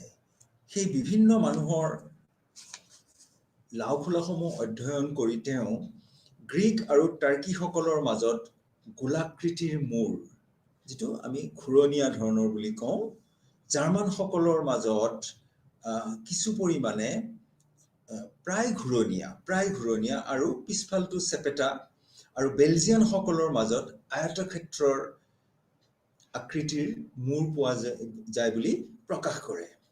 মানুহৰ লাওখোলাৰ আকৃতি অনুসৰি মানৱ গোষ্ঠীক বিভিন্ন ভাগত বিভক্ত কৰা হয়। এই প্ৰচেষ্টালৈ চাই ডেছালিয়াছক কৰতি তত্ত্বৰ পথ প্ৰদৰ্শক বুলি কোৱা হয়। কৰতি তত্ত্বৰ দ্বাৰা ইয়াত বুজোৱা হৈছে যে মানুহৰ লাওখোলাৰ বিভিন্ন লক্ষণসমূহ অধ্যয়ন কৰি আৰু বিভিন্ন জোখমাপসমূহ লৈ আমি মানৱ কৰতিক বা মানুহৰ লাওখোলাক আমি কেইটামান ভাগত ভাগ কৰিছোঁ, যিটোক আমি কৰতি তত্ত্ব বুলি কওঁ। গতিকে এইটো এটা উল্লেখযোগ্য শব্দ, কৰতি তত্ত্ব। ইয়াৰ পাছত চিকিৎসা বিজ্ঞান আৰু প্ৰকৃতি বিজ্ঞান এই দুটা স্বতন্ত্ৰ শাখাত বিভক্ত হয় আৰু প্ৰকৃতি বিজ্ঞান শাখাত জীৱবিজ্ঞান অধ্যয়নৰ প্ৰসাৰতা বাঢ়ি যায়। 1700 শতিকাৰ শেষৰ পিনে আৰু 1800 শতিকাৰ আৰম্ভণিত প্ৰাকৃতিক বিজ্ঞানৰ উৎকৰ্ষ সাধনৰ ক্ষেত্ৰত বৰঙণি যোগোৱা লোকসকলৰ ভিতৰত ইংলেণ্ডৰ এডৱাৰ্ড টাইছন আৰু তেওঁৰ সমসাময়িক জন ৰেৰ নাম উল্লেখযোগ্য। টাইছনৰ আটাইতকৈ আকৰ্ষণীয় বিষয় আছিল তুলনামূলক আকৃতি বিজ্ঞান। 1691 চনত তেওঁ Anatomy of a Pygmy Compared with That of Monkey, Ape and a Man নামৰ গ্ৰন্থখন লিখি উলিয়ায়। ইয়াত তেওঁ বন মানুহৰ শৰীৰৰ বিভিন্ন অংগৰ লক্ষণসমূহ বিশ্লেষণ কৰি বান্দৰ আৰু মানুহৰ মাজত এক তুলনামূলক অধ্যয়ন তেওঁ কৰে। টাইছনৰ এই অধ্যয়নক এই সময়ত প্ৰথম আৰু উল্লেখযোগ্য অৱদান হিচাপে গণ্য কৰা হয়। আমি 1691 চনত তেওঁৰ গ্ৰন্থখনৰ নাম আমি মনত ৰাখিব লাগিব। গ্ৰন্থখনৰ নাম মই আকৌ এবাৰ কৈ দিছোঁ, Anatomy of a Pygmy Compared with That of a Monkey, Ape and a Man। এইখন অতি উল্লেখযোগ্য গ্ৰন্থ আছিল সেই সময়ত প্ৰকাশ হোৱা। 18 শতিকাৰ 3জন মনীষীৰ নাম বিশেষভাৱে উল্লেখ কৰিব লাগিব। তেওঁলোক হ'ল লিনিয়াছ, বাফন আৰু ব্লুমেনবেক। লিনিয়াছ ছুইডেনৰ উপসালা বিশ্ববিদ্যালয়ৰ উদ্ভিদ বিজ্ঞানৰ অধ্যাপক আছিল। তেওঁৰ অমৰ গ্ৰন্থ দ্য চিষ্টেমা নেচাৰ, গ্ৰন্থখনৰ নাম দ্য চিষ্টেমা নেচাৰ, প্ৰথম প্ৰকাশ পায় 1735 চনত। ইয়াত তেওঁ প্ৰতিবিধ উদ্ভিদ আৰু প্ৰাণীক ডি নামাকৰণ পদ্ধতি অনুসৰি শ্ৰেণীকৰণ কৰে। এই ডি নাম পদ্ধতি অনুসৰি প্ৰতিবিধ উদ্ভিদ আৰু প্ৰাণীৰ জেনাছ আৰু স্পেচিছৰ নাম দিয়া হয়। যেনে আমি আগতেই উল্লেখ কৰিছোঁ, আমি জানো যে মানুহৰ জেনাছ হ'ল হোমো আৰু স্পেচিছ হ'ল চেপিয়ান্স। এই জেনাছ আৰু স্পেচিছৰ এই ধাৰণাটো পোনপ্ৰথমতে লিনিয়াছেই ব্যৱহাৰ কৰে আৰু তেওঁই এই গোটেই কথাখিনি লিপিবদ্ধ কৰে। লিনিয়াছৰ শ্ৰেণীকৰণ অনুযায়ী মানুহৰ জেনাছ হোমো আৰু স্পেচিছ চেপিয়েন্সৰ অন্তৰ্ভুক্ত কৰা হৈছে। ফৰাচী দেশৰ জীৱবিজ্ঞানী জৰ্জ বাফন লিনিয়াছৰ সমসাময়িক আছিল। বাফনৰ আৱয়ৱিক নৃতত্বৰ প্ৰকৃত প্ৰতিষ্ঠাতা বুলি ক'ব পাৰি, কিয়নো তেওঁৰ দিনৰ পৰাই মানুহক এটা স্পেচিছ হিচাপে লৈ বিভিন্ন দৃষ্টিকোণৰ পৰা অধ্যয়ন কৰিবলৈ আৰম্ভ কৰা হয়। তেওঁই পোনপ্ৰথমে আৱয়ৱিক নৃতত্ব প্ৰয়োজনৰ অধ্যয়নৰ বাবে প্ৰধান ভাগ কিছুমান কৰি দেখুৱায়। তেওঁ কৰা ভাগবোৰ হ'ল জীৱজগতত মানুহৰ স্থান আৰু মানুহৰ উৎপত্তি, মানুহ আৰু আন জীৱৰ মাজত থকা আৱয়ৱিক আৰু শৰীৰ তত্ত্বৰ লক্ষণসমূহৰ তুলনামূলক অধ্যয়ন, প্ৰজাতিৰ বিৱৰণ, উৎপত্তি আৰু সংকৰণ। বিশেষকৈ তেওঁ এই তিনিটা ভাগতেই ভাগ কৰি পেলাই দেখুৱাইছিলে, যিটোত আমি প্ৰথমতে জীৱজগতত মানুহৰ স্থান সম্পৰ্কে আলোচনা কৰিব লাগিব, মানুহৰ বিৱৰ্তন কিদৰে হৈছিল তাক আলোচনা কৰিব লাগিব। দ্বিতীয়তে আমি মানুহৰ আন জীৱৰ লগত বিশেষকৈ শাৰীৰিক লক্ষণৰ ক্ষেত্ৰত আমি তুলনামূলক অধ্যয়ন কৰিব লাগিব। যিহেতু মানুহৰ অতি ওচৰ সম্পৰ্কীয় প্ৰাণীসমূহ হ'ল বান্দৰ জাতীয় প্ৰাণীসমূহ বা বন মানুহ জাতীয় প্ৰাণীসমূহ, গতিকে এই বন মানুহ বা বান্দৰ জাতীয় প্ৰাণীসমূহৰ শাৰীৰিক লক্ষণৰ সৈতে মানুহৰ এটা তুলনামূলক অধ্যয়ন কৰাটো প্ৰয়োজনীয়। ঠিক সেইদৰে তেওঁ কৈছিলে যে প্ৰজাতি, যে আমি সমগ্ৰ মানৱ জাতিক কিছুমান প্ৰজাতিত ভাগ কৰিছোঁ আৰু বিভিন্ন শাৰীৰিক লক্ষণৰ ভিত্তিত আমি এই প্ৰজাতিবিলাকক ভাগ কৰিছোঁ। গতিকে যেতিয়া আমি মানৱ অধ্যয়ন কৰিব লাগিব, আমি এই প্ৰজাতিসমূহৰ বিষয়ে অধ্যয়ন কৰিব লাগিব, তেওঁলোকৰ শাৰীৰিক লক্ষণসমূহৰ বিষয়ে অধ্যয়ন কৰিব লাগিব। গতিকে এই ভাগসমূহ অধ্যয়নৰ দ্বাৰা আমি মানুহৰ বিষয়ে, মানুহৰ আৱয়ৱিক লক্ষণৰ বিষয়ে বা মানুহৰ জৈৱিক বিকাশৰ বিষয়ে আমি এটা থুলমূলভাৱে আমি এটা ধাৰণা কৰিব পাৰোঁ। গতিকে তেওঁৰ মূল উদ্দেশ্য আছিল যে মানুহৰ বিষয়ে সামূহিকভাৱে বা সম্যকভাৱে আমি জ্ঞান আহৰণ কৰাটো। জাৰ্মানীৰ গটিনগেন বিশ্ববিদ্যালয়ৰ নৃতত্বৰ অধ্যাপক ব্লুমেনবেক আৱয়ৱিক নৃতত্বৰ জনক আখ্যা দিয়া হৈছিল। তেওঁ কোৱা হৈছিল যে father of physical anthropology or biological anthropology. Blumenbach প্ৰাক ডাৰউইন যুগৰ মনীষী, অৰ্থাৎ ডাৰউইনৰ কথাখিনি তেতিয়াও আৰম্ভ হোৱাই নাছিল। তাৰ আগৰ সময়ৰ তেওঁ এগৰাকী বিজ্ঞানী আছিল। তেওঁৰ অনুসন্ধান কাৰ্য বিৱৰ্তৰ ধাৰণাৰে প্ৰভাৱান্বিত হোৱা নাছিল, কাৰণ তেওঁ যিখিনি ধাৰণাৰ বিষয়ে আমাক কৈছিলে এই ধাৰণাখিনি বিৱৰ্তনৰ ওপৰত প্ৰতিষ্ঠিত হোৱা নাছিল, কিয়নো বিৱৰ্তনবাদ আৰম্ভ কৰিছিল ডাৰউইনে ইয়াৰ পিছৰ সময়খিনিত। গতিকে সেইখিনি সময়ত বিৱৰ্তনবাদ সম্পৰ্কে তেনেকুৱা বিশেষ কোনো ধাৰণা বৈজ্ঞানিক সমাজত নাছিল। তেওঁ বিভিন্ন পাৰিপাৰ্শ্বিক অৱস্থাত থকা মানুহৰ শাৰীৰিক লক্ষণৰ বিভিন্নতাৰ ওপৰত ভিত্তি কৰি মানুহক শ্ৰেণীকৰণ কৰিবলৈ চেষ্টা কৰিছিল। তেওঁৰ শ্ৰেণীকৰণৰ মূল কথাটোৱে আছিল যে পাৰিপাৰ্শ্বিক অৱস্থাৰ সৈতে খাপ খুৱাবলৈ মানুহৰ শৰীৰত কিদৰে বিভিন্ন লক্ষণসমূহৰ সৃষ্টি হৈছিল সেইটোৰ বিষয়ে তেওঁৰ অধ্যয়নটো সাধাৰণতে সেইখিনি কথাৰ ওপৰত সীমাবদ্ধ আছিল, অৰ্থাৎ পাৰিপাৰ্শ্বিক অৱস্থাৰ সীমাবদ্ধ আছিল। তেওঁ সেই উদ্দেশ্যে মানুহৰ গাৰ ছালৰ ৰং, চুলিৰ লক্ষণ, দাঁত, লাওখোলা বা মানৱ কংকাল আদি অধ্যয়ন কৰি তাৰ তুলনামূলক বিশ্লেষণ কৰিছিল।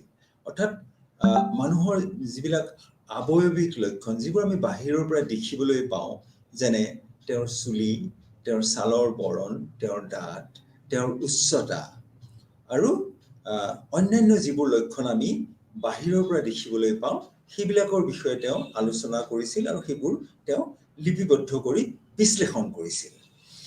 তেওঁ বিভিন্ন মানুহৰ লাওখোলা প্ৰণালীবদ্ধভাৱে অধ্যয়ন কৰি সমগ্ৰ মানৱ জাতিক তেওঁ 5টা ভাগত ভাগ কৰিছিল।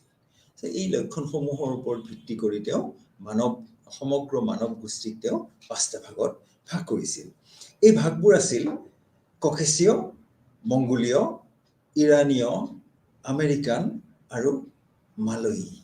তেওঁ এই 5টা ভাগত সমগ্ৰ মানৱ গোষ্ঠীক ভাগ কৰিছিল। ব্লুমেনবেকক কৰতি তত্ত্বৰ আদি প্ৰৱৰ্তক বুলিবও পাৰি, কিয়নো তেওঁৱেই পোনপ্ৰথমে জোখ মাপৰ ওপৰত ভিত্তি কৰি প্ৰজাতি শ্ৰেণীকৰণ কৰিছিল। ব্লুমেনবেকৰ এটা উল্লেখযোগ্য অৱদান আছিল কৰতি মাপ তত্ত্ব, অৰ্থাৎ লাওখোলাৰ ওপৰত যিবিলাক বিভিন্ন ধৰণৰ জোখ মাপ লোৱা হৈছিলে সেইটো তেওঁৱেই পোনপ্ৰথমতে কৰি দেখুৱাইছিলে, আৰু তাৰ দ্বাৰাই তেওঁ এই প্ৰজাতিসমূহৰ মাজত ভাগ আনিবলৈ চেষ্টা কৰিছিলে। অৰ্থাৎ বিভিন্ন প্ৰজাতিৰ কৰতিৰ জোখ মাপ কেনেকুৱা ধৰণৰ হ'ব পাৰে সেইটোৰ ওপৰত ভিত্তি কৰি এই ভাগসমূহ তেওঁ প্ৰতিষ্ঠা কৰিছিল। 18 শতিকাৰ শেষৰ ভাগত আৰু 19 শতিকাৰ আৰম্ভণিতে বিৱৰ্তনবাদীসকলৰ ভিতৰত ফৰাচী দেশৰ লেমাৰ্কৰ নাম উল্লেখযোগ্য। অৰ্থাৎ 18 শতিকাৰ শেষ ভাগত আৰু 19 শতিকাৰ আৰম্ভণিতে এক নতুন মতবাদৰ সৃষ্টি হয়, যাক আমি বিৱৰ্তনবাদ বুলি কওঁ, আৰু এই বিৱৰ্তনবাদৰ আৰম্ভণি কৰিছিল লেমাৰ্কে কৰিছিল। গতিকে আমি লেমাৰ্কৰ নামটো মনত ৰাখিব লাগিব। এতিয়াতো অতি উল্লেখযোগ্য নাম, বিশেষকৈ বিৱৰ্তনবাদৰ ক্ষেত্ৰত। তেওঁৰ মতে ভূপৃষ্ঠৰ গছ-গছনি কমি অহাত অতীতৰ মানুহে গছ এৰি মাটিলৈ নামি আহিল আৰু লাহে লাহে 4 ঠেঙৰ পৰিৱৰ্তে 2 ঠেঙৰ ওপৰত ভৰ দি খোজকাঢ়িবলৈ ল'লে। ইয়াৰ ফলত মানুহৰ মূৰ, মগজু, হনু, দাঁত, ৰাজহাড়, হাত-ভৰি, মাংসপেশী আদিৰ প্ৰভূত পৰিৱৰ্তন সাধিত হয় আৰু অৱশেষত তেওঁলোকে বৰ্তমান যুগৰ মানুহৰ ৰূপ লয়। তেওঁৰ মতে পাৰিপাৰ্শ্বিক অৱস্থাৰ দ্বাৰা শৰীৰৰ পৰিৱৰ্তন হয় আৰু জীৱই জীৱনকালত আহৰণ কৰা লক্ষণসমূহ বংশানুক্ৰমে সতি সন্ততিলৈ প্ৰবাহিত হয়। তেওঁ এটা ধাৰণা দিবলৈ চেষ্টা কৰিছিল যে জীৱনকালত বিভিন্ন কাৰণত আমাৰ শাৰীৰিক লক্ষণৰ পৰিৱৰ্তন হ'ব পাৰে বা বিভিন্ন ধৰণৰ বেমাৰ আজাৰো আমাৰ শৰীৰত দেখা দিব পাৰে। লেমাৰ্কৰ মতে এই গোটেই লক্ষণসমূহ অৰ্থাৎ যিবোৰ জীৱিত কালত মানুহে বিভিন্ন পৰিৱেশৰ পৰা বা অন্য কাৰণত মানুহৰ শৰীৰলৈ আহে, সেইবোৰ বংশানুক্ৰমে তেওঁ পিছৰ প্ৰজন্মলৈ পঠিয়াই দিয়ে। অৰ্থাৎ প্ৰকৃতিৰ দ্বাৰা বা পাৰিপাৰ্শ্বিক অৱস্থাৰ দ্বাৰা যিবিলাক পৰিৱৰ্তন সাধিত হয় শৰীৰত, সেইবোৰ বংশানুক্ৰমে পিছৰ প্ৰজন্মলৈ গতি কৰে। এইখিনিক আমি লেমাৰ্কৰ মতবাদ বুলি ক'ব পাৰোঁ। মানুহৰ উৎপত্তি আৰু বিৱৰ্তন সম্বন্ধে লেমাৰ্কে আগবঢ়োৱা প্ৰমাণবোৰ যথেষ্ট নাছিল। গতিকে বৈজ্ঞানিকভাৱে তেওঁ যিখিনি কথা কৈছিল এই গোটেই কথাখিনি মানি লোৱা হোৱা নাছিল। লেমাৰ্কে তেওঁৰ জীৱনকালতে তেওঁৰ সমসাময়িক যিসকল বিজ্ঞানী আছিল, বিশেষকৈ কুয়েভ, তেওঁ কটু সমালোচনা কৰিছিল লেমাৰ্কৰ এই মতবাদক। অৰ্থাৎ জীৱনকালতেই লেমাৰ্কে দেখিবলৈ পাইছিল যে তেওঁৰ যিবোৰ মতবাদ প্ৰকাশ কৰিছিল সেইবিলাকৰ যথেষ্ট সমালোচনা হৈছিল বিজ্ঞান জগতত। বিশেষ সৃষ্টিবাদৰ সমৰ্থকসকল আছিল সেই সময়ত লিনিয়াছৰ সমৰ্থক। আমি কৈছোঁ নহয় যে লিনিয়াছে যিখিনি কথা কৈ থৈ গৈছিলে, যেনে জেনাছ আৰু স্পেচিছৰ কথা, আৰু সেই সময়ত অন্য কিছুমান বিজ্ঞানী আছিল যিসকলে বিশেষ সৃষ্টিবাদৰ সমৰ্থক আছিল। অৰ্থাৎ বিশেষকৈ যিবিলাক ফিলচফাৰ্ছ সেইখিনি সময়ৰ, তেওঁলোকে ভাবিছিল যে মানুহৰ উৎপত্তি কোনো এক শক্তিৰ পৰা হৈছে, যাক অলৌকিক শক্তি বুলিও ক'ব পাৰি বা যাক বিশেষ সৃষ্টিবাদ বুলিও তেওঁলোকে কৈছিল। গতিকে তেওঁলোকে যিখিনি কথা লেমাৰ্কে কৈছিল সেইখিনি তেওঁলোকে সমৰ্থন কৰা নাছিল আৰু তেওঁ কটু সমালোচনা কৰিছিলে। কুয়েভাৰে পৃথিৱীৰ জন্মৰ লগে লগে সৃষ্টি হোৱা বিভিন্ন স্পেচিছৰ অপৰিৱৰ্তন অৱস্থাৰ পৃষ্ঠপোষকতা কৰিছিল। কুয়েভাৰৰ যুক্তিতৰ্কৰ ওচৰত সেই সময়ৰ বিৱৰ্তনবাদীসকলে হাৰ মানিবলগীয়া হৈছিল। কুয়েভাৰে কৈছিল যে যিহেতু লেমাৰ্কে কৈছে যে বিভিন্ন পৰিৱেশত প্ৰাণীসমূহৰ পৰিৱৰ্তন হয় সেই পৰিৱেশৰ লগত খাপ খুৱাই চলিবলৈ, কিন্তু কুয়েভাৰে কৈছিল যে এনেকুৱা বহুতো প্ৰাণী আছে যিবিলাকৰ সৃষ্টিৰ আৰম্ভণিৰ পৰাই কোনো ধৰণৰ পৰিৱৰ্তন হোৱা নাছিল। তেওঁ যুক্তিৰে এই কথাসমূহ দেখুৱাই দিছিল আৰু তেওঁৰ যুক্তিক বেছিভাগ বিৱৰ্তনবাদীয়ে কোনো ধৰণৰ উত্তৰ দিব পৰা নাছিলে। লেমাৰ্কৰ ফিলচফি অফ জিঅ'লজি প্ৰকাশৰ অৰ্ধ শতাব্দীৰ ভিতৰত মানুহৰ উৎপত্তি আৰু বিৱৰ্তন বিষয়ক জ্ঞানৰ দ্ৰুত বিকাশ সাধিত হয়। চাৰ্লছ লায়েলে কৰা অনুসন্ধানৰ ফলস্বৰূপে পৃথিৱীৰ খোলাৰ বিভিন্ন স্তৰত সন্নিৱিষ্ট হৈ থকা বিভিন্ন জীৱ আৰু উদ্ভিদৰ জীৱাশ্মৰ বিষয়ে বহুতো তথ্য জনা যায়। সেই সময়তে চাৰ্লছ লায়েলে, তেওঁ এগৰাকী ভূতত্ত্ববিদ আছিলে, তেওঁ পৃথিৱীৰ বিভিন্ন ঠাইত খনন কাৰ্য চলাই পৃথিৱীৰ বিভিন্ন স্তৰত অসংখ্য জীৱাশ্ম তেওঁ আৱিষ্কাৰ কৰিবলৈ তেওঁ সক্ষম হৈছিল আৰু এইদৰে তেওঁ বিভিন্ন জীৱ জন্তুৰ জীৱাশ্ম অধ্যয়ন কৰি বিভিন্ন তথ্য তেওঁ প্ৰকাশ কৰিছিল। ইয়াৰ পাছৰ কালছোৱাত মানুহ আৰু মানুহৰ পাৰিপাৰ্শ্বিক অৱস্থা, ভূতত্ত্বৰ পৰিৱৰ্তন আৰু ভূতত্ত্বত পোৱা যিবিলাক জীৱাশ্ম, অকল যে ভূতত্ত্বৰ পৰিৱৰ্তনেই নহয়, ভূতত্ত্বৰ এই পৰিৱৰ্তনৰ সৈতে ভূস্তৰৰ যিবিলাক পৰিৱৰ্তন হৈছিল, এই পৰিৱৰ্তনসমূহৰ সৈতে উদ্ধাৰ কৰা জীৱাশ্মসমূহৰ বৈজ্ঞানিক দৃষ্টিভংগীৰে অনুসন্ধান আৰম্ভ হয়। অৰ্থাৎ ইয়াৰ আগলৈকে যিবিলাক জীৱাশ্ম আৱিষ্কাৰ কৰা হৈছিল সেইবিলাকৰ এক সাধাৰণ অধ্যয়নহে হৈছিলে, বৈজ্ঞানিকভাৱে বিশেষ কোনো ধৰণৰ অধ্যয়ন হোৱা নাছিলে। কিন্তু ইয়াৰ পিছত এই জীৱাশ্মসমূহৰ বৈজ্ঞানিক দৃষ্টিকোণেৰে অনুসন্ধান আৰম্ভ হয়। অৱশেষত 19 শতিকাৰ মাজৰ কালছোৱাত প্ৰকৃতিবিদ চাৰ্লছ ডাৰউইনে বিৱৰ্তন সম্বন্ধে প্ৰকাশ কৰা তেওঁৰ মতবাদৰ দ্বাৰা আলোড়নৰ সৃষ্টি কৰে।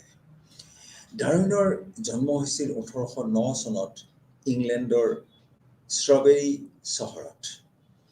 ডেকা বয়সত ডাৰউইনে প্ৰাকৃতিক জগতৰ বিষয়ে জ্ঞান আহৰণৰ উদ্দেশ্যে 5 বছৰৰ কাৰণে বিগল নামৰ জাহাজ এখনত উঠি তেওঁ পৃথিৱী ভ্ৰমণত ওলাই গৈছিল।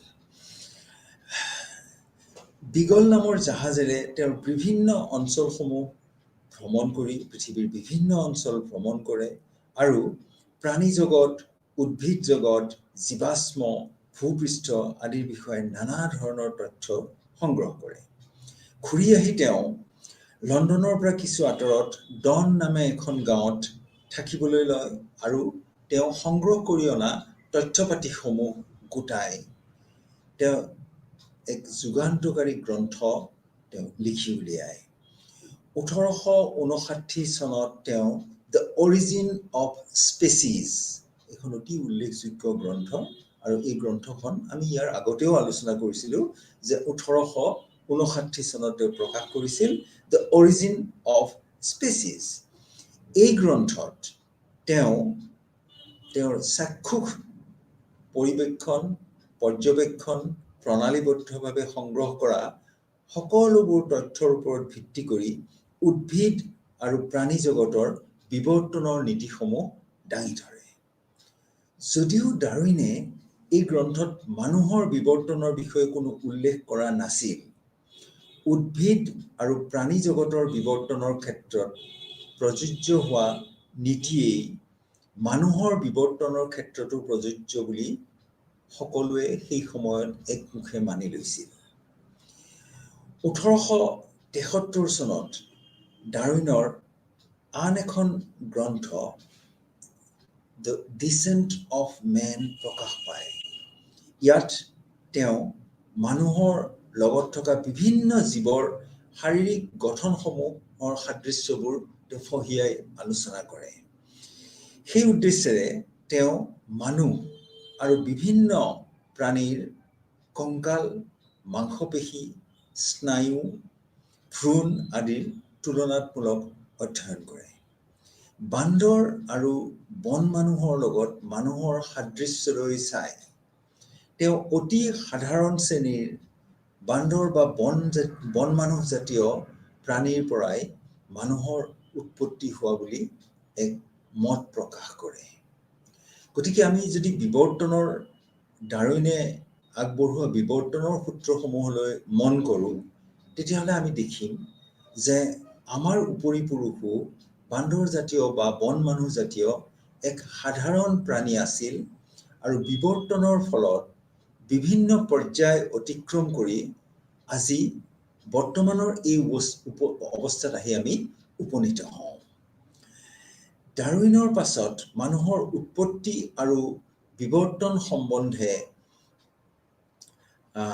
পোনপ্ৰথমে থমাছ হাক্সলিয়ে মানুহৰ এই যিবিলাক বিৱৰ্তনৰ বিষয় এইবিলাক অধ্যয়ন কৰোঁতে ডাৰউইনৰ মতামত তেওঁ প্ৰয়োগ কৰিছিল। তাৰমানে হাক্সলিয়ে পোনপ্ৰথমে ডাৰউইনে যিসমূহ মতবাদ আগবঢ়াইছিল সেই মতবাদসমূহ মানৱ বিৱৰ্তনৰ ক্ষেত্ৰত তেওঁ প্ৰয়োগ কৰিছিল। 1863 চনত তেওঁৰ মেনছ প্লেচ ইন নেচাৰ নামৰ গ্ৰন্থখন প্ৰকাশিত হয় আৰু এই বিষয়ে লিখা তেওঁৰ অসংখ্য প্ৰবন্ধও পিছৰ পৰ্যায়ত প্ৰকাশ পায়। 19 শতিকাৰ আৱয়বিক নৃতাত্ত্বিকসকলৰ ভিতৰত আগশাৰীত স্থান পোৱা হাক্সলেয়ে এই প্ৰবন্ধবোৰ আৱয়বিক নৃতত্ত্বৰ বিকাশৰ ক্ষেত্ৰত এক উল্লেখযোগ্য ভূমিকা আগবঢ়ায়। অৰ্থাৎ ডাৰউইনৰ পিছতেই বা ডাৰউইনৰ মতবাদৰ পিছতেই আমি হাক্সলিৰ নাম উল্লেখ কৰিব লাগিব, কিয়নো হাক্সলিয়ে ডাৰউইনৰ দিয়া যিখিনি মতবাদ সেইখিনি তেওঁ মানৱ বিৱৰ্তনৰ ক্ষেত্ৰত প্ৰয়োগ কৰিছিলে। এইখিনিতে ছুইডেনৰ নৃতাত্ত্বিক এণ্ডাৰ্ছ বেটলিয়াছৰ নাম আমি বিশেষভাৱে উল্লেখ কৰিব লাগিব, কিয়নো তেওঁৱেই পোনপ্ৰথমে লাওখোলাৰ দৈৰ্ঘ্য আৰু প্ৰস্থ জুখি কৰতি অনুপাতিক সূচনা উলিয়াই বিজ্ঞানসন্মতভাৱে লাওখোলাৰ শ্ৰেণীকৰণৰ পাতনি মেলায়। এইখিনি এটা অতি উল্লেখযোগ্য সময়, যিখিনি সময়ত এণ্ডাৰ্ছ বেটলিয়াছে প্ৰথমে মানুহৰ লাওখোলা প্ৰণালীবদ্ধভাৱে জুখি মাপি তেওঁ কিছুমান আনুপাতিক সূচনা উলিয়াইছিল, যিটোক আমি ইণ্ডেক্স বুলি কওঁ বা সূচনা, আনুপাতিক সূচনা। এই সূচনাসমূহৰ দ্বাৰাই তেওঁ মানৱ কৰতিক এক প্ৰণালীবদ্ধভাৱে এক শ্ৰেণীকৰণ কৰিবলৈ আৰম্ভ কৰে। হাক্সলিৰ সমসাময়িক পল ব্ৰকা পেৰিছৰ এজন মগজু চিকিৎসাবিদ আছিল। পাছলৈ তেওঁ আৱয়ৱিক নৃতত্বৰ প্ৰতি গভীৰভাৱে আকৃষ্ট হয় আৰু 1859 চনত ইউৰোপৰ প্ৰথম নৃতাত্ত্বিক সমিতি এন্থ্ৰপলজিকেল ছ'চাইটি অফ পেৰিছ প্ৰতিষ্ঠা কৰে। ব্ৰকাই অস্থিৰ জোখ-মাপ লোৱাৰ কাৰণে বিভিন্ন প্ৰতিচিহ্নসমূহ তেওঁ বা যিটোক আমি ইংৰাজীত লেণ্ডমাৰ্ক বুলি কওঁ, প্ৰতিচিহ্ন তেওঁ উলিয়াই আৰু জোখ ল'বলৈ ব্যৱহাৰ কৰা যন্ত্ৰপাতিবোৰ কেনেধৰণৰ হ'ব লাগিব তাক তেওঁ প্ৰবন্ধ যোগে 1875 চনত প্ৰকাশ কৰে। অৰ্থাৎ মানুহৰ শৰীৰৰ জোখ-মাপ ল'বৰ কাৰণে তেওঁ কিছুমান প্ৰতিচিহ্ন নিৰ্ণয় কৰে। অৰ্থাৎ ক'ৰ পৰা আমি জোখ ল'ব লাগিব।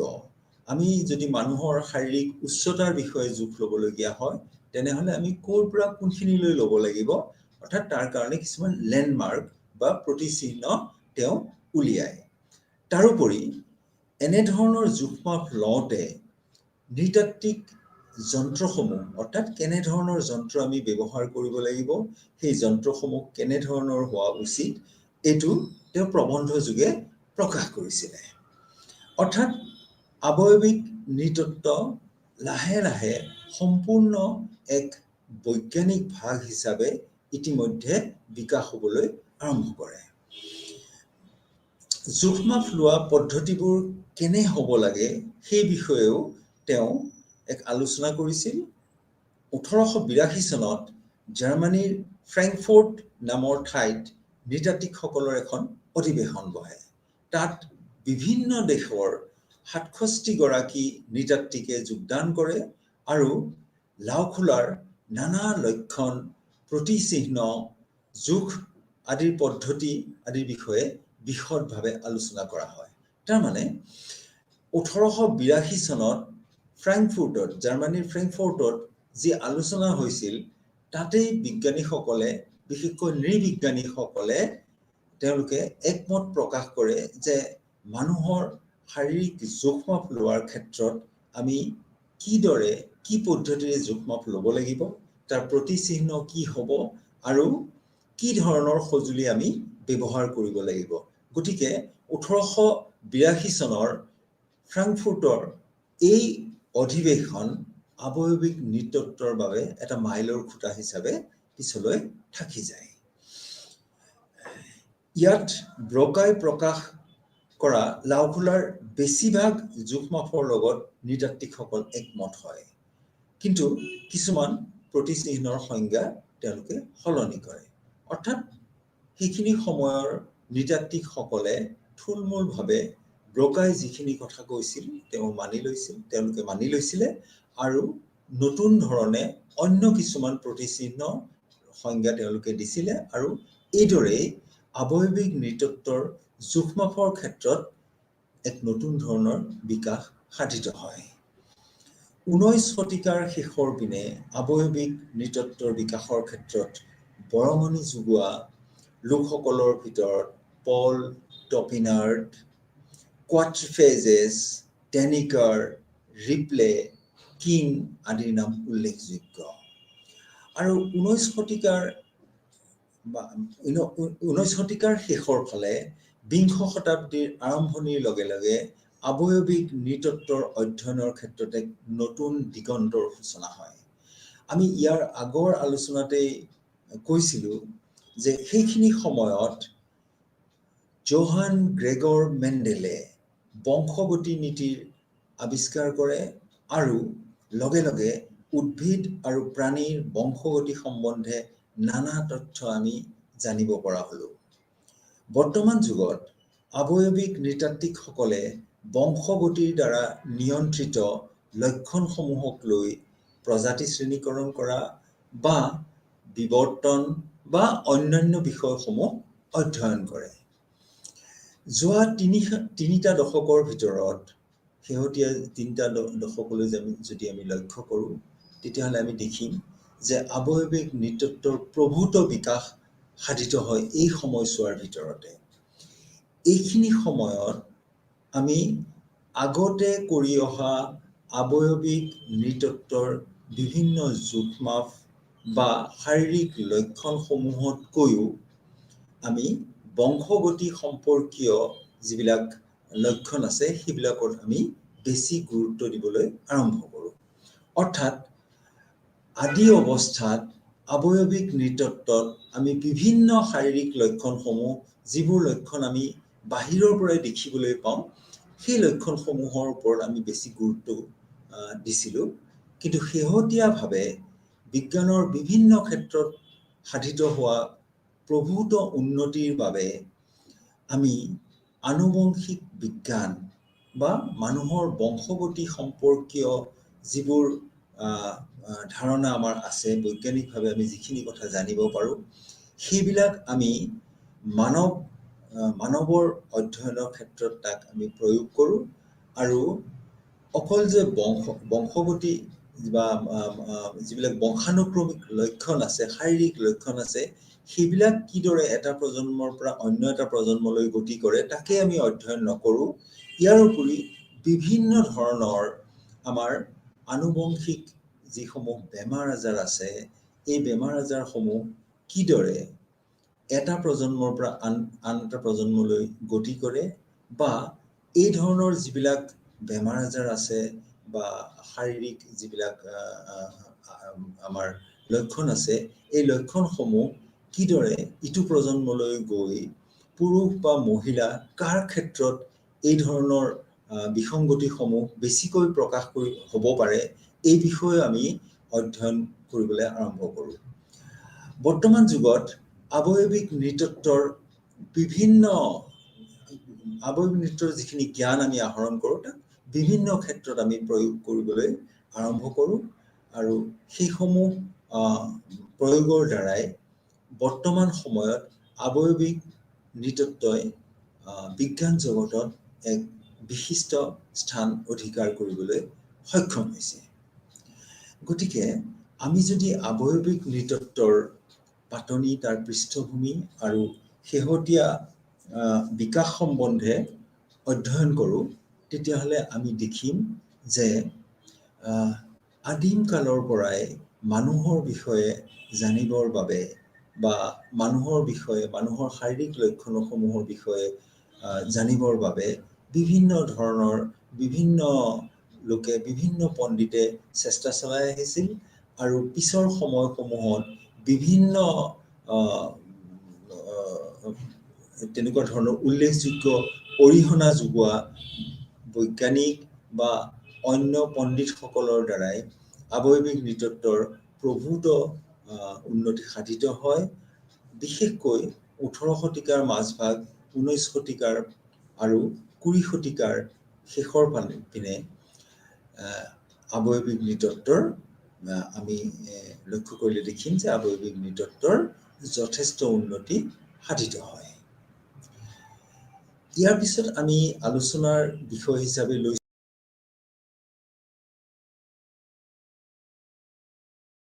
তাৰ পৰিসৰ, যে আৱয়ৱিক নৃতত্বৰ অধ্যয়নৰ মূল লক্ষ্যসমূহ কেনেধৰণৰ। এই বিষয়ে কোৱাৰ আগতে আমি জানিব লাগিব যে মানুহৰ জীৱজগতত কি স্থান, সেইটো উলিয়াবলৈ যাওঁতে মানুহৰ নিকটৱৰ্তী স্তন্যপ্ৰায়ী অন্যান্য জীৱ যেনে বান্দৰ, বন মানুহ আদিৰ দেহতত্বৰ অধ্যয়ন কৰা হয়, যাক প্ৰাইমেটতত্ত্ব বা প্ৰাইমেটলজি, ইংৰাজীত আমি প্ৰাইমেটলজি বুলি কওঁ, অসমীয়াত আমি প্ৰাইমেট তত্ত্ব বুলি কোৱা হয়। মানুহ যদিও প্ৰাইমেটৰ অন্তৰ্ভুক্ত, যে মানুহক আমি প্ৰাইমেটৰ অন্তৰ্ভুক্ত কৰিছোঁ, যদিও মানুহ প্ৰাইমেটৰ অন্তৰ্ভুক্ত, তথাপি মানুহৰ এটা সুকীয়া জৈৱিক গোষ্ঠী হিচাপে লোৱা হৈছে। এই জৈৱিক গোষ্ঠীযুক্ত মানুহৰ উৎপত্তি, বিৱৰ্তন, শাৰীৰিক গঠন, আৱয়ৱিক লক্ষণ আদি বিভিন্ন দিশসমূহ আমি অধ্যয়ন কৰোঁ, যাক আমি নৃজীৱতত্ত্ব বুলি কওঁ। অৰ্থাৎ মানুহৰ বিষয়ে যেতিয়া আমি অধ্যয়ন কৰোঁ, তাৰ উৎপত্তি ক্ৰমবিকাশৰ বিষয়ে আমি অধ্যয়ন কৰিবই লাগিব, তাৰ শাৰীৰিক গঠন আৰু যিবিলাক শাৰীৰিক লক্ষণ বা আৱয়ৱিক লক্ষণসমূহৰ বিষয়ে আমি অধ্যয়ন কৰিব লাগিব, আৰু তাক আমি নৃজীৱতত্ত্ব বুলি কওঁ। নৃজীৱতত্ত্ব অধ্যয়ন কৰোঁতে লুপ্ত হৈ যোৱা প্ৰাইমেটৰ জীৱাশ্মবোৰ অধ্যয়ন কৰা হয় আৰু প্ৰাইমেট প্ৰত্নজীৱতত্ত্ব বোলা হয়।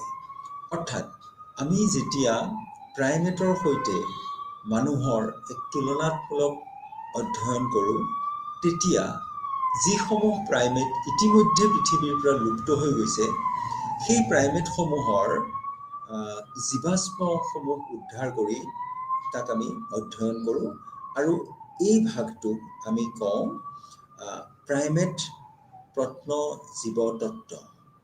অৰ্থাৎ ইয়াক আমি প্ৰাইমেট পেলিয়ন্টলজি, ইংৰাজীত আমি প্ৰাইমেট পেলিয়ন্টলজি বুলি কওঁ। ইয়াৰ পৰা আধুনিক যুগৰ প্ৰাইমেটৰ লাখ লাখ বছৰৰ আগতে থকা উপৰিপুৰুষসমূহৰ বিষয়ে আমি জানিব পাৰোঁ। অৰ্থাৎ যিসমূহ প্ৰাইমেট আমি বৰ্তমান পৃথিৱীত দেখিবলৈ পাওঁ, এই প্ৰাইমেটসমূহৰ উপৰিপুৰুষসমূহ কেনেকুৱা আছিল, যিহেতু সেই উপৰিপুৰুষসমূহ ইতিমধ্যে পৃথিৱীৰ পৰা লুপ্ত হৈ গৈছে, আমি সেইসমূহৰ বিষয়ে জানিবৰ কাৰণে এটাই আমাৰ হাতত উপায় আছে, সেইটো হৈছে যে আমি যদি সেই প্ৰাণীবোৰৰ জীৱাশ্মসমূহ আৱিষ্কাৰ কৰিব পাৰোঁ। পৃথিৱীৰ বিভিন্ন ঠাইত এনেধৰণৰ জীৱাশ্ম আৱিষ্কাৰ কৰা হৈছে, আৰু এই জীৱাশ্মবোৰ অধ্যয়ন কৰি আমি বৰ্তমান প্ৰাইমেটসমূহৰ উপৰিপুৰুষবিলাকৰ শাৰীৰিক লক্ষণসমূহ আমি জানিব পাৰোঁ। সেই লক্ষণসমূহ জনাৰ পিছত আমি অনুমান কৰিব পাৰোঁ, যিহেতু মানুহৰো উপৰিপুৰুষসমূহ তেনেধৰণৰে এক প্ৰকাৰ প্ৰাইমেট আছিল, গতিকে তেওঁলোকৰো উপৰিপুৰুষসমূহৰ শাৰীৰিক লক্ষণসমূহ সম্ভৱতঃ তেনেকুৱা ধৰণৰেই আছিল। এইটো আমি এই জীৱাশ্মসমূহ অধ্যয়ন কৰাৰ ফলত আমি এক ধৰণৰ অনুমান কৰিব পাৰোঁ। ইয়াৰ উপৰিও আৱয়ৱিক বা জৈৱিক নৃতত্ত্ব অধ্যয়নৰ আন এটা বিষয়বস্তু হৈছে আমি মানৱ বিৱৰ্তনৰ বিষয়ে আমি জানিব লাগিব। মানৱ বিৱৰ্তনৰ সময়সমূহ আমি জানিবলৈ হ'লে আমি সেইখিনি সময়ৰ মানুহৰ জীৱাশ্মৰ বিষয়ে আমি অধ্যয়ন কৰিব পাৰিব লাগিব, আৰু সেই অধ্যয়ন কৰাৰ বাবে আমি আকৌ কৈছোঁ যে আমাৰ অতি প্ৰয়োজনীয় কথাখিনি হ'লগৈ জীৱাশ্ম অধ্যয়ন। নৃতত্ত্বৰ এই মূল ভাগটো, যিটো আমি আৱয়ৱিক বা জৈৱিক নৃতত্ত্ব বুলি কৈছোঁ, য'ত আমি মানুহৰ উৎপত্তিৰ বিষয়ে বা শাৰীৰিক লক্ষণৰ বিষয়ে বা তাৰ বিৱৰ্তনৰ বিষয়ে অধ্যয়ন কৰোঁ, তাৰ পৰিসৰ বৰ বিস্তৃত।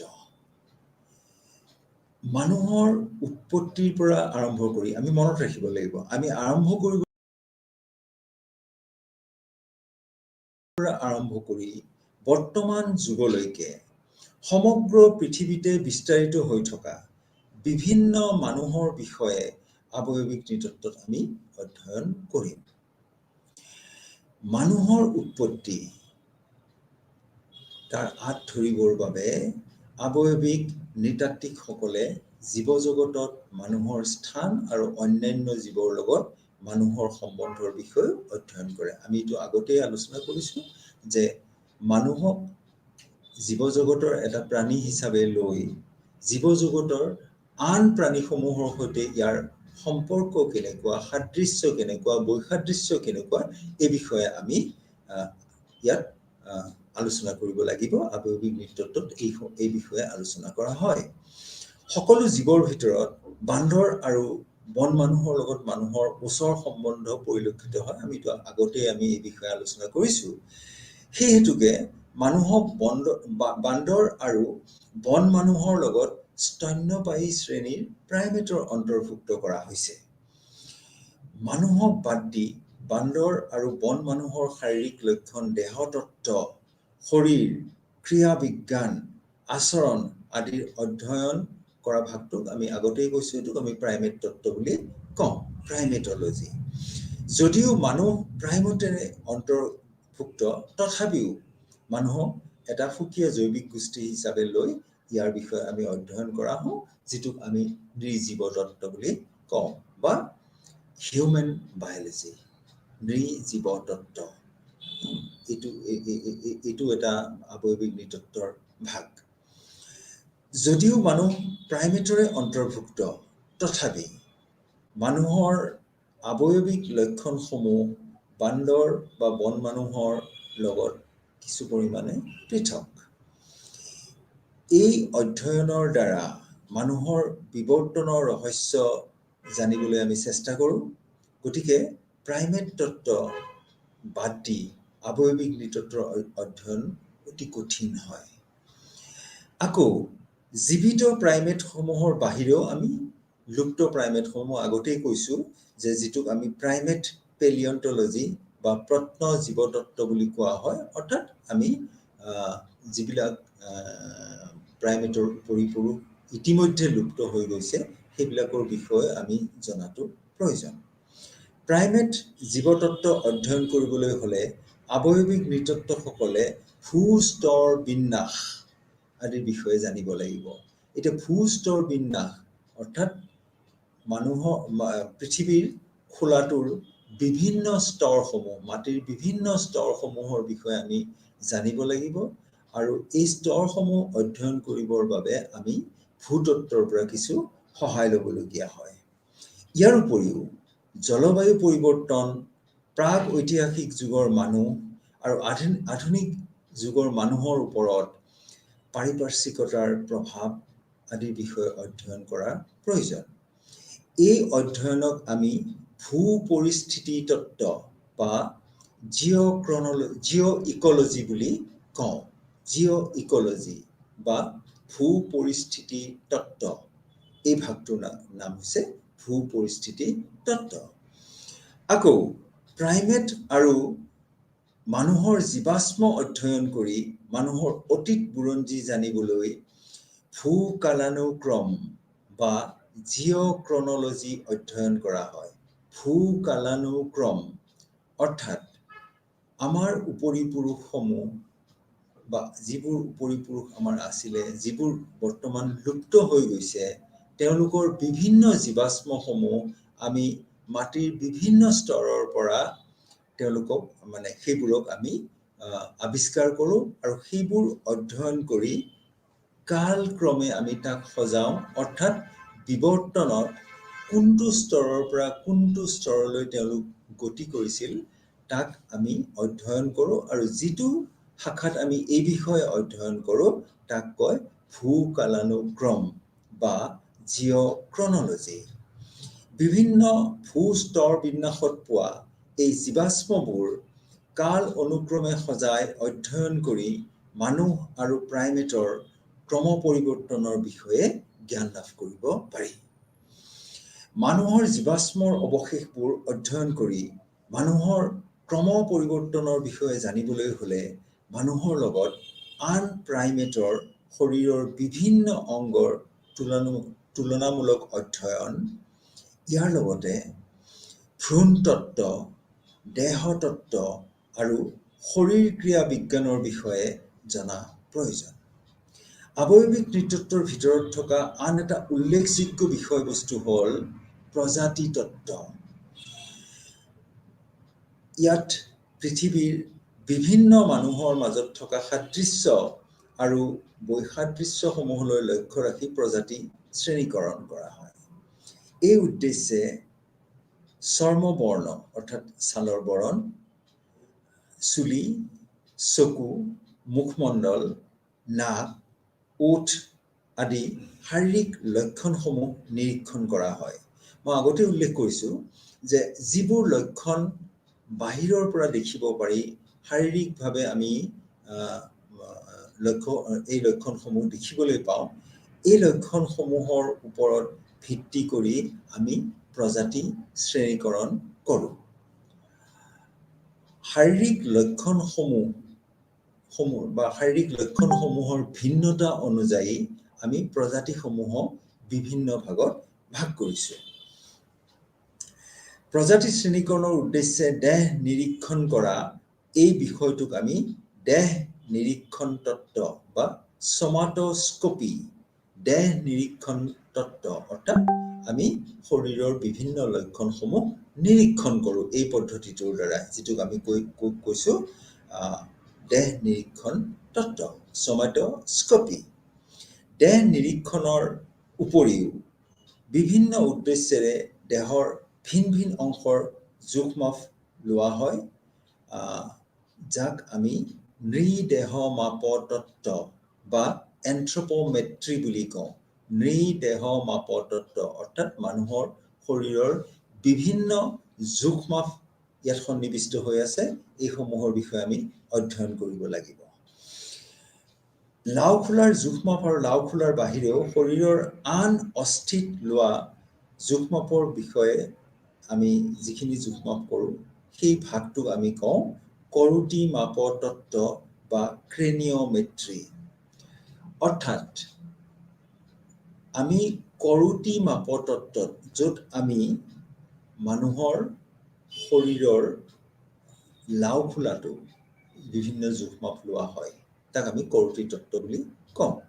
কিন্তু কৰোটিৰ বাহিৰেও মানৱ কংকালৰ বিভিন্ন হাড়সমূহ, যেনে উৰ্বস্থি বা নৰকংকালটোৰ বিভিন্ন হাড়সমূহৰ বিষয়ে আমি যিবোৰ জোখ-মাখ লওঁ, সেইখিনিক আমি অস্থি মাপতত্ত্ব বুলি কওঁ। অৰ্থাৎ কৰোটি বাদ দি, কৰোটি মাপতত্ত্বৰ কথা আমি কৈছোৱেই, কৰোটি বাদ দি বাকী যিখিনি হাড় আছে, সেই হাড়খিনিৰ ওপৰত আমি যিবোৰ জোখ-মাখ লওঁ, তাক আমি অস্থি মাপতত্ত্ব বুলি কওঁ। আমি মনত ৰাখিব লাগিব যে মানৱ কংকালৰ জোখ-মাখ লওঁতে আমি দুটা ভাগত জোখ-মাখ লওঁ। এটা ভাগত আমি মানুহৰ কৰোটিৰ জোখ-মাখসমূহ লওঁ, লাওখোলাটোৰ জোখ-মাখ লওঁ, যিটোক আমি কৰোটি মাপতত্ত্ব বুলি কৈছোঁ। আৰু কৰোটি বাদ দি বাকী যিসমূহ হাড় আছে, এইবিলাকৰ বিষয়ে আমি যিবিলাক জোখ-মাখ লওঁ, তাক আমি অস্থি মাপতত্ত্ব বুলি কওঁ, যিটো আমি কৈছোঁ অষ্টিঅমেট্ৰি।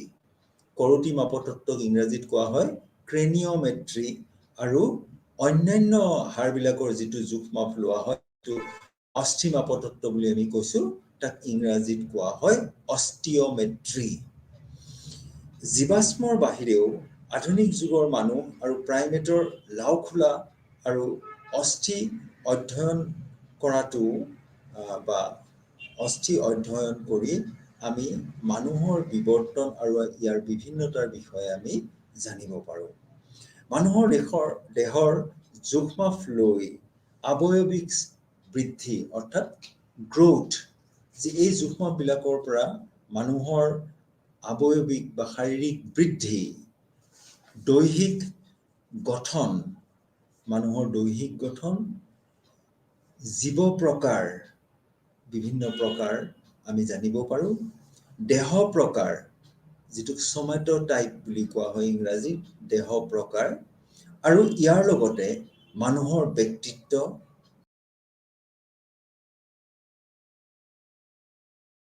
তত্ত্বৰ ভিতৰত সোমাই পৰিছে বৰ্তমানে।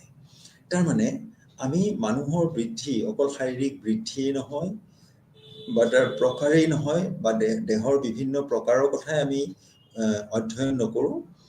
এইসমূহৰ উপৰিও আমি মানুহৰ ব্যক্তিত্ব অৰ্থাৎ শৰীৰৰ গঠন অনুসৰি মানুহৰ ব্যক্তিত্ব কেনেকুৱা ধৰণৰ হ'ব পাৰে, তেওঁৰ মানসিক অৱস্থা বা তেওঁৰ যিটো আমি জানো যে শাৰীৰিক লক্ষণ, ইয়াৰ লগতে আমি মানুহৰ সংস্কৃতিৰ বিষয়েও অধ্যয়ন কৰিব লাগিব যে মানুহৰ সংস্কৃতি আৰু শাৰীৰিক লক্ষণসমূহৰ ওপৰত ভিত্তি কৰি মানুহৰ মানসিক অৱস্থা সৃষ্টি হয়। অৰ্থাৎ মানসিক অৱস্থাসমূহ বহু পৰিমাণে শাৰীৰিক লক্ষণৰ দ্বাৰা নিয়ন্ত্ৰিত আৰু সংস্কৃতিৰ দ্বাৰা নিয়ন্ত্ৰিত। এই দুটা কথাই আমি অধ্যয়ন কৰিব লাগিব। গতিকে মানুহৰ শাৰীৰিক বৃদ্ধি, দৈহিক বিভিন্নতা, দেহৰ প্ৰকাৰ আদি অধ্যয়ন কৰোঁতে ইয়াৰ ওপৰত পাৰিপাৰ্শ্বিক অৱস্থা, ভৌগোলিক অৱস্থান, পৰিপুষ্টি আদিৰ প্ৰভাৱো আমি গুৰুত্ব দিব লাগিব। এতিয়া আমি জানো যে এটা পৰিৱেশত জীয়াই থাকিবলৈ হ'লে মানুহে সেই পাৰিপাৰ্শ্বিক অৱস্থাৰ লগত নিজকে খাপ খুৱাব লাগিব, কিয়নো পাৰিপাৰ্শ্বিক অৱস্থাৰ এটা প্ৰভাৱ মানুহৰ ওপৰত থাকিব। তাৰোপৰি আমি জানিব লাগিব যে ভৌগোলিক অৱস্থান কেনেকুৱা, অৰ্থাৎ কেনেকুৱা ভৌগোলিক পৰিৱেশত তেওঁলোকে বাস কৰে। তেওঁলোকে পাহাৰত বাস কৰে, সমতল ভূমিত বাস কৰে, কোনো দ্বীপত বাস কৰে, মৰুভূমিত বাস কৰে, নে কেনেকুৱা ঠাইত বাস কৰে, এই বিষয়ে আমি জানিব লাগিব। আৰু লগতে পৰিপুষ্টি, অৰ্থাৎ তেওঁলোকৰ খাদ্যাভ্যাসৰ বিষয়ে আমি জানিব লাগিব, কাৰণ পৰিপুষ্টিৰ দ্বাৰাই মানুহৰ শাৰীৰিক গঠন সম্ভৱ হয়। এই বিষয়েও আমি আৱয়ৱিক নৃতত্বত গুৰুত্ব দিব লাগিব বা এই বিষয়ে আমি অধ্যয়ন কৰিব লাগিব। ইয়াৰ উপৰিও মানৱ আনুবংশিক বিজ্ঞান, যিটো হিউমেন জেনেটিক্স, আৱয়ৱিক নৃতত্বৰ এটা প্ৰধান ভাগ। আৱয়ৱিক নৃতাত্ত্বিকসকলে বংশগতিৰ দ্বাৰা নিয়ন্ত্ৰিত যিবিলাক লক্ষণ আছে, এই লক্ষণসমূহ অধ্যয়ন কৰিব লাগিব আৰু এই লক্ষণসমূহৰ দ্বাৰাই মানুহৰ মাজত কেনেধৰণৰ সাদৃশ্য বা বৈসাদৃশ্যৰ সৃষ্টি হয়, এই বিষয়েও তেওঁলোকে জানিব লাগিব। কাৰ্যপদ্ধতি আৰু কৌশলৰ অগ্ৰগতিৰ লগে লগে কিছুমান প্ৰশ্নৰ আমি সঠিক উত্তৰ আমি পাবলৈ আৰম্ভ কৰিছোঁ। উদাহৰণস্বৰূপে ভূস্তৰৰ কাল নিৰূপণৰ কাৰণে বিভিন্ন ধৰণৰ পৰীক্ষা, যেনে ফ্ল'ৰিন টেষ্ট বা ফ্ল'ৰিন পৰীক্ষা, তেনেকৈ C14 বা কাৰ্বন 14 প্ৰণালী, পটাছিয়াম আৰ্গন পৰীক্ষা আদিৰ বিষয়ে আমি বৰ্তমান জানিব পাৰোঁ। আৰু এইসমূহৰ দ্বাৰাই আমি সেইখিনি সময়ৰ উদ্ধাৰ হোৱা বিভিন্ন জীৱাশ্মসমূহৰ কাল নিৰূপণ কৰিব পাৰোঁ। ইয়াৰ দ্বাৰাই আমি প্ৰাক মানৱ, আদি মানৱ আৰু অন্যান্য প্ৰাইমেটকে আদি কৰি বিভিন্ন প্ৰাণীৰ জীৱাশ্মৰ সঠিক কাল নিৰ্ণয় কৰিবলৈ সক্ষম হৈছোঁ। আৰু ইয়াৰ দ্বাৰাই মানুহৰ উৎপত্তি, ক্ৰমবিকাশ আৰু মানুহ আৰু বন মানুহৰ মাজত থকা যিটো সম্বন্ধ, সেইটোৰ বিষয়ে আমি বিভিন্ন তথ্য আহৰণ কৰিবলৈ সক্ষম হৈছোঁ। বৰ্তমান যুগত আৱয়ৱিক নৃতাত্ত্বিকসকলে দেহ নিৰীক্ষণ আৰু দেহ মাপতত্ত্বৰ দ্বাৰা প্ৰজাতি শ্ৰেণীকৰণ কৰা পুৰণি পদ্ধতিতে সীমাবদ্ধ নাথাকি ৰক্ত সমষ্টি, চৰ্মচাপ, PTC পৰীক্ষা আদিৰ দ্বাৰাই বংশগতিৰ দ্বাৰা নিয়ন্ত্ৰিত হোৱা লক্ষণসমূহৰ ওপৰত ভিত্তি কৰি প্ৰজাতি শ্ৰেণীকৰণ আৰু বিশেষ গুৰুত্ব আৰোপ কৰে। বৰ্তমান যুগত জৈৱিক দৃষ্টিকোণৰ পৰা প্ৰজাতিক অধ্যয়ন কৰা হৈছে। ABO ৰক্ত সমষ্টি, MN ৰক্ত প্ৰকাৰ, RH ৰক্ত সমষ্টি আদিৰ আৱিষ্কাৰৰ দ্বাৰা আৱয়ৱিক নৃতত্বই আৰু ইয়াৰ প্ৰয়োজন, আৱয়ৱিক নৃতত্বই এইবোৰ প্ৰয়োগ কৰে আৰু আৱয়ৱিক প্ৰব্ৰজন, সংকৰণ আদি বিভিন্ন নতুন নতুন অধ্যয়নৰ ক্ষেত্ৰ বৰ্তমান আৱয়ৱিক নৃতত্বৰ সৈতে সংযোজিত হৈ পৰিছে। আৱয়ৱিক নৃতত্বৰ এটা প্ৰায়োগিক দিশো আছে। এই বিষয়ে আমি আগতেই আলোচনা কৰিছিলোঁ। গতিকে এই যিটো প্ৰায়োগিক দিশ, অৰ্থাৎ যিখিনি আৱয়ৱিক নৃতত্বৰ দ্বাৰা আমি জ্ঞান আহৰণ কৰোঁ, এই জ্ঞানসমূহ মানৱ কল্যাণৰ বাবেও আমি প্ৰয়োগ কৰোঁ আৰু মানৱ কল্যাণৰ সৈতে এই যিবোৰ আমি জ্ঞান প্ৰয়োগ কৰোঁ সেইসমূহ জ্ঞানৰ বিষয়ে আমি পিছত আকৌ বিস্তৃতভাৱে আলোচনা কৰিম। আজিলৈ আমাৰ আলোচনা ইমানতে অন্ত পৰিলোঁ। নিশ্চয় পুনৰ আগলৈ লগ পাই বিভিন্ন বিষয়বস্তুৰ বিষয়ে আলোচনা কৰিম। নমস্কাৰ।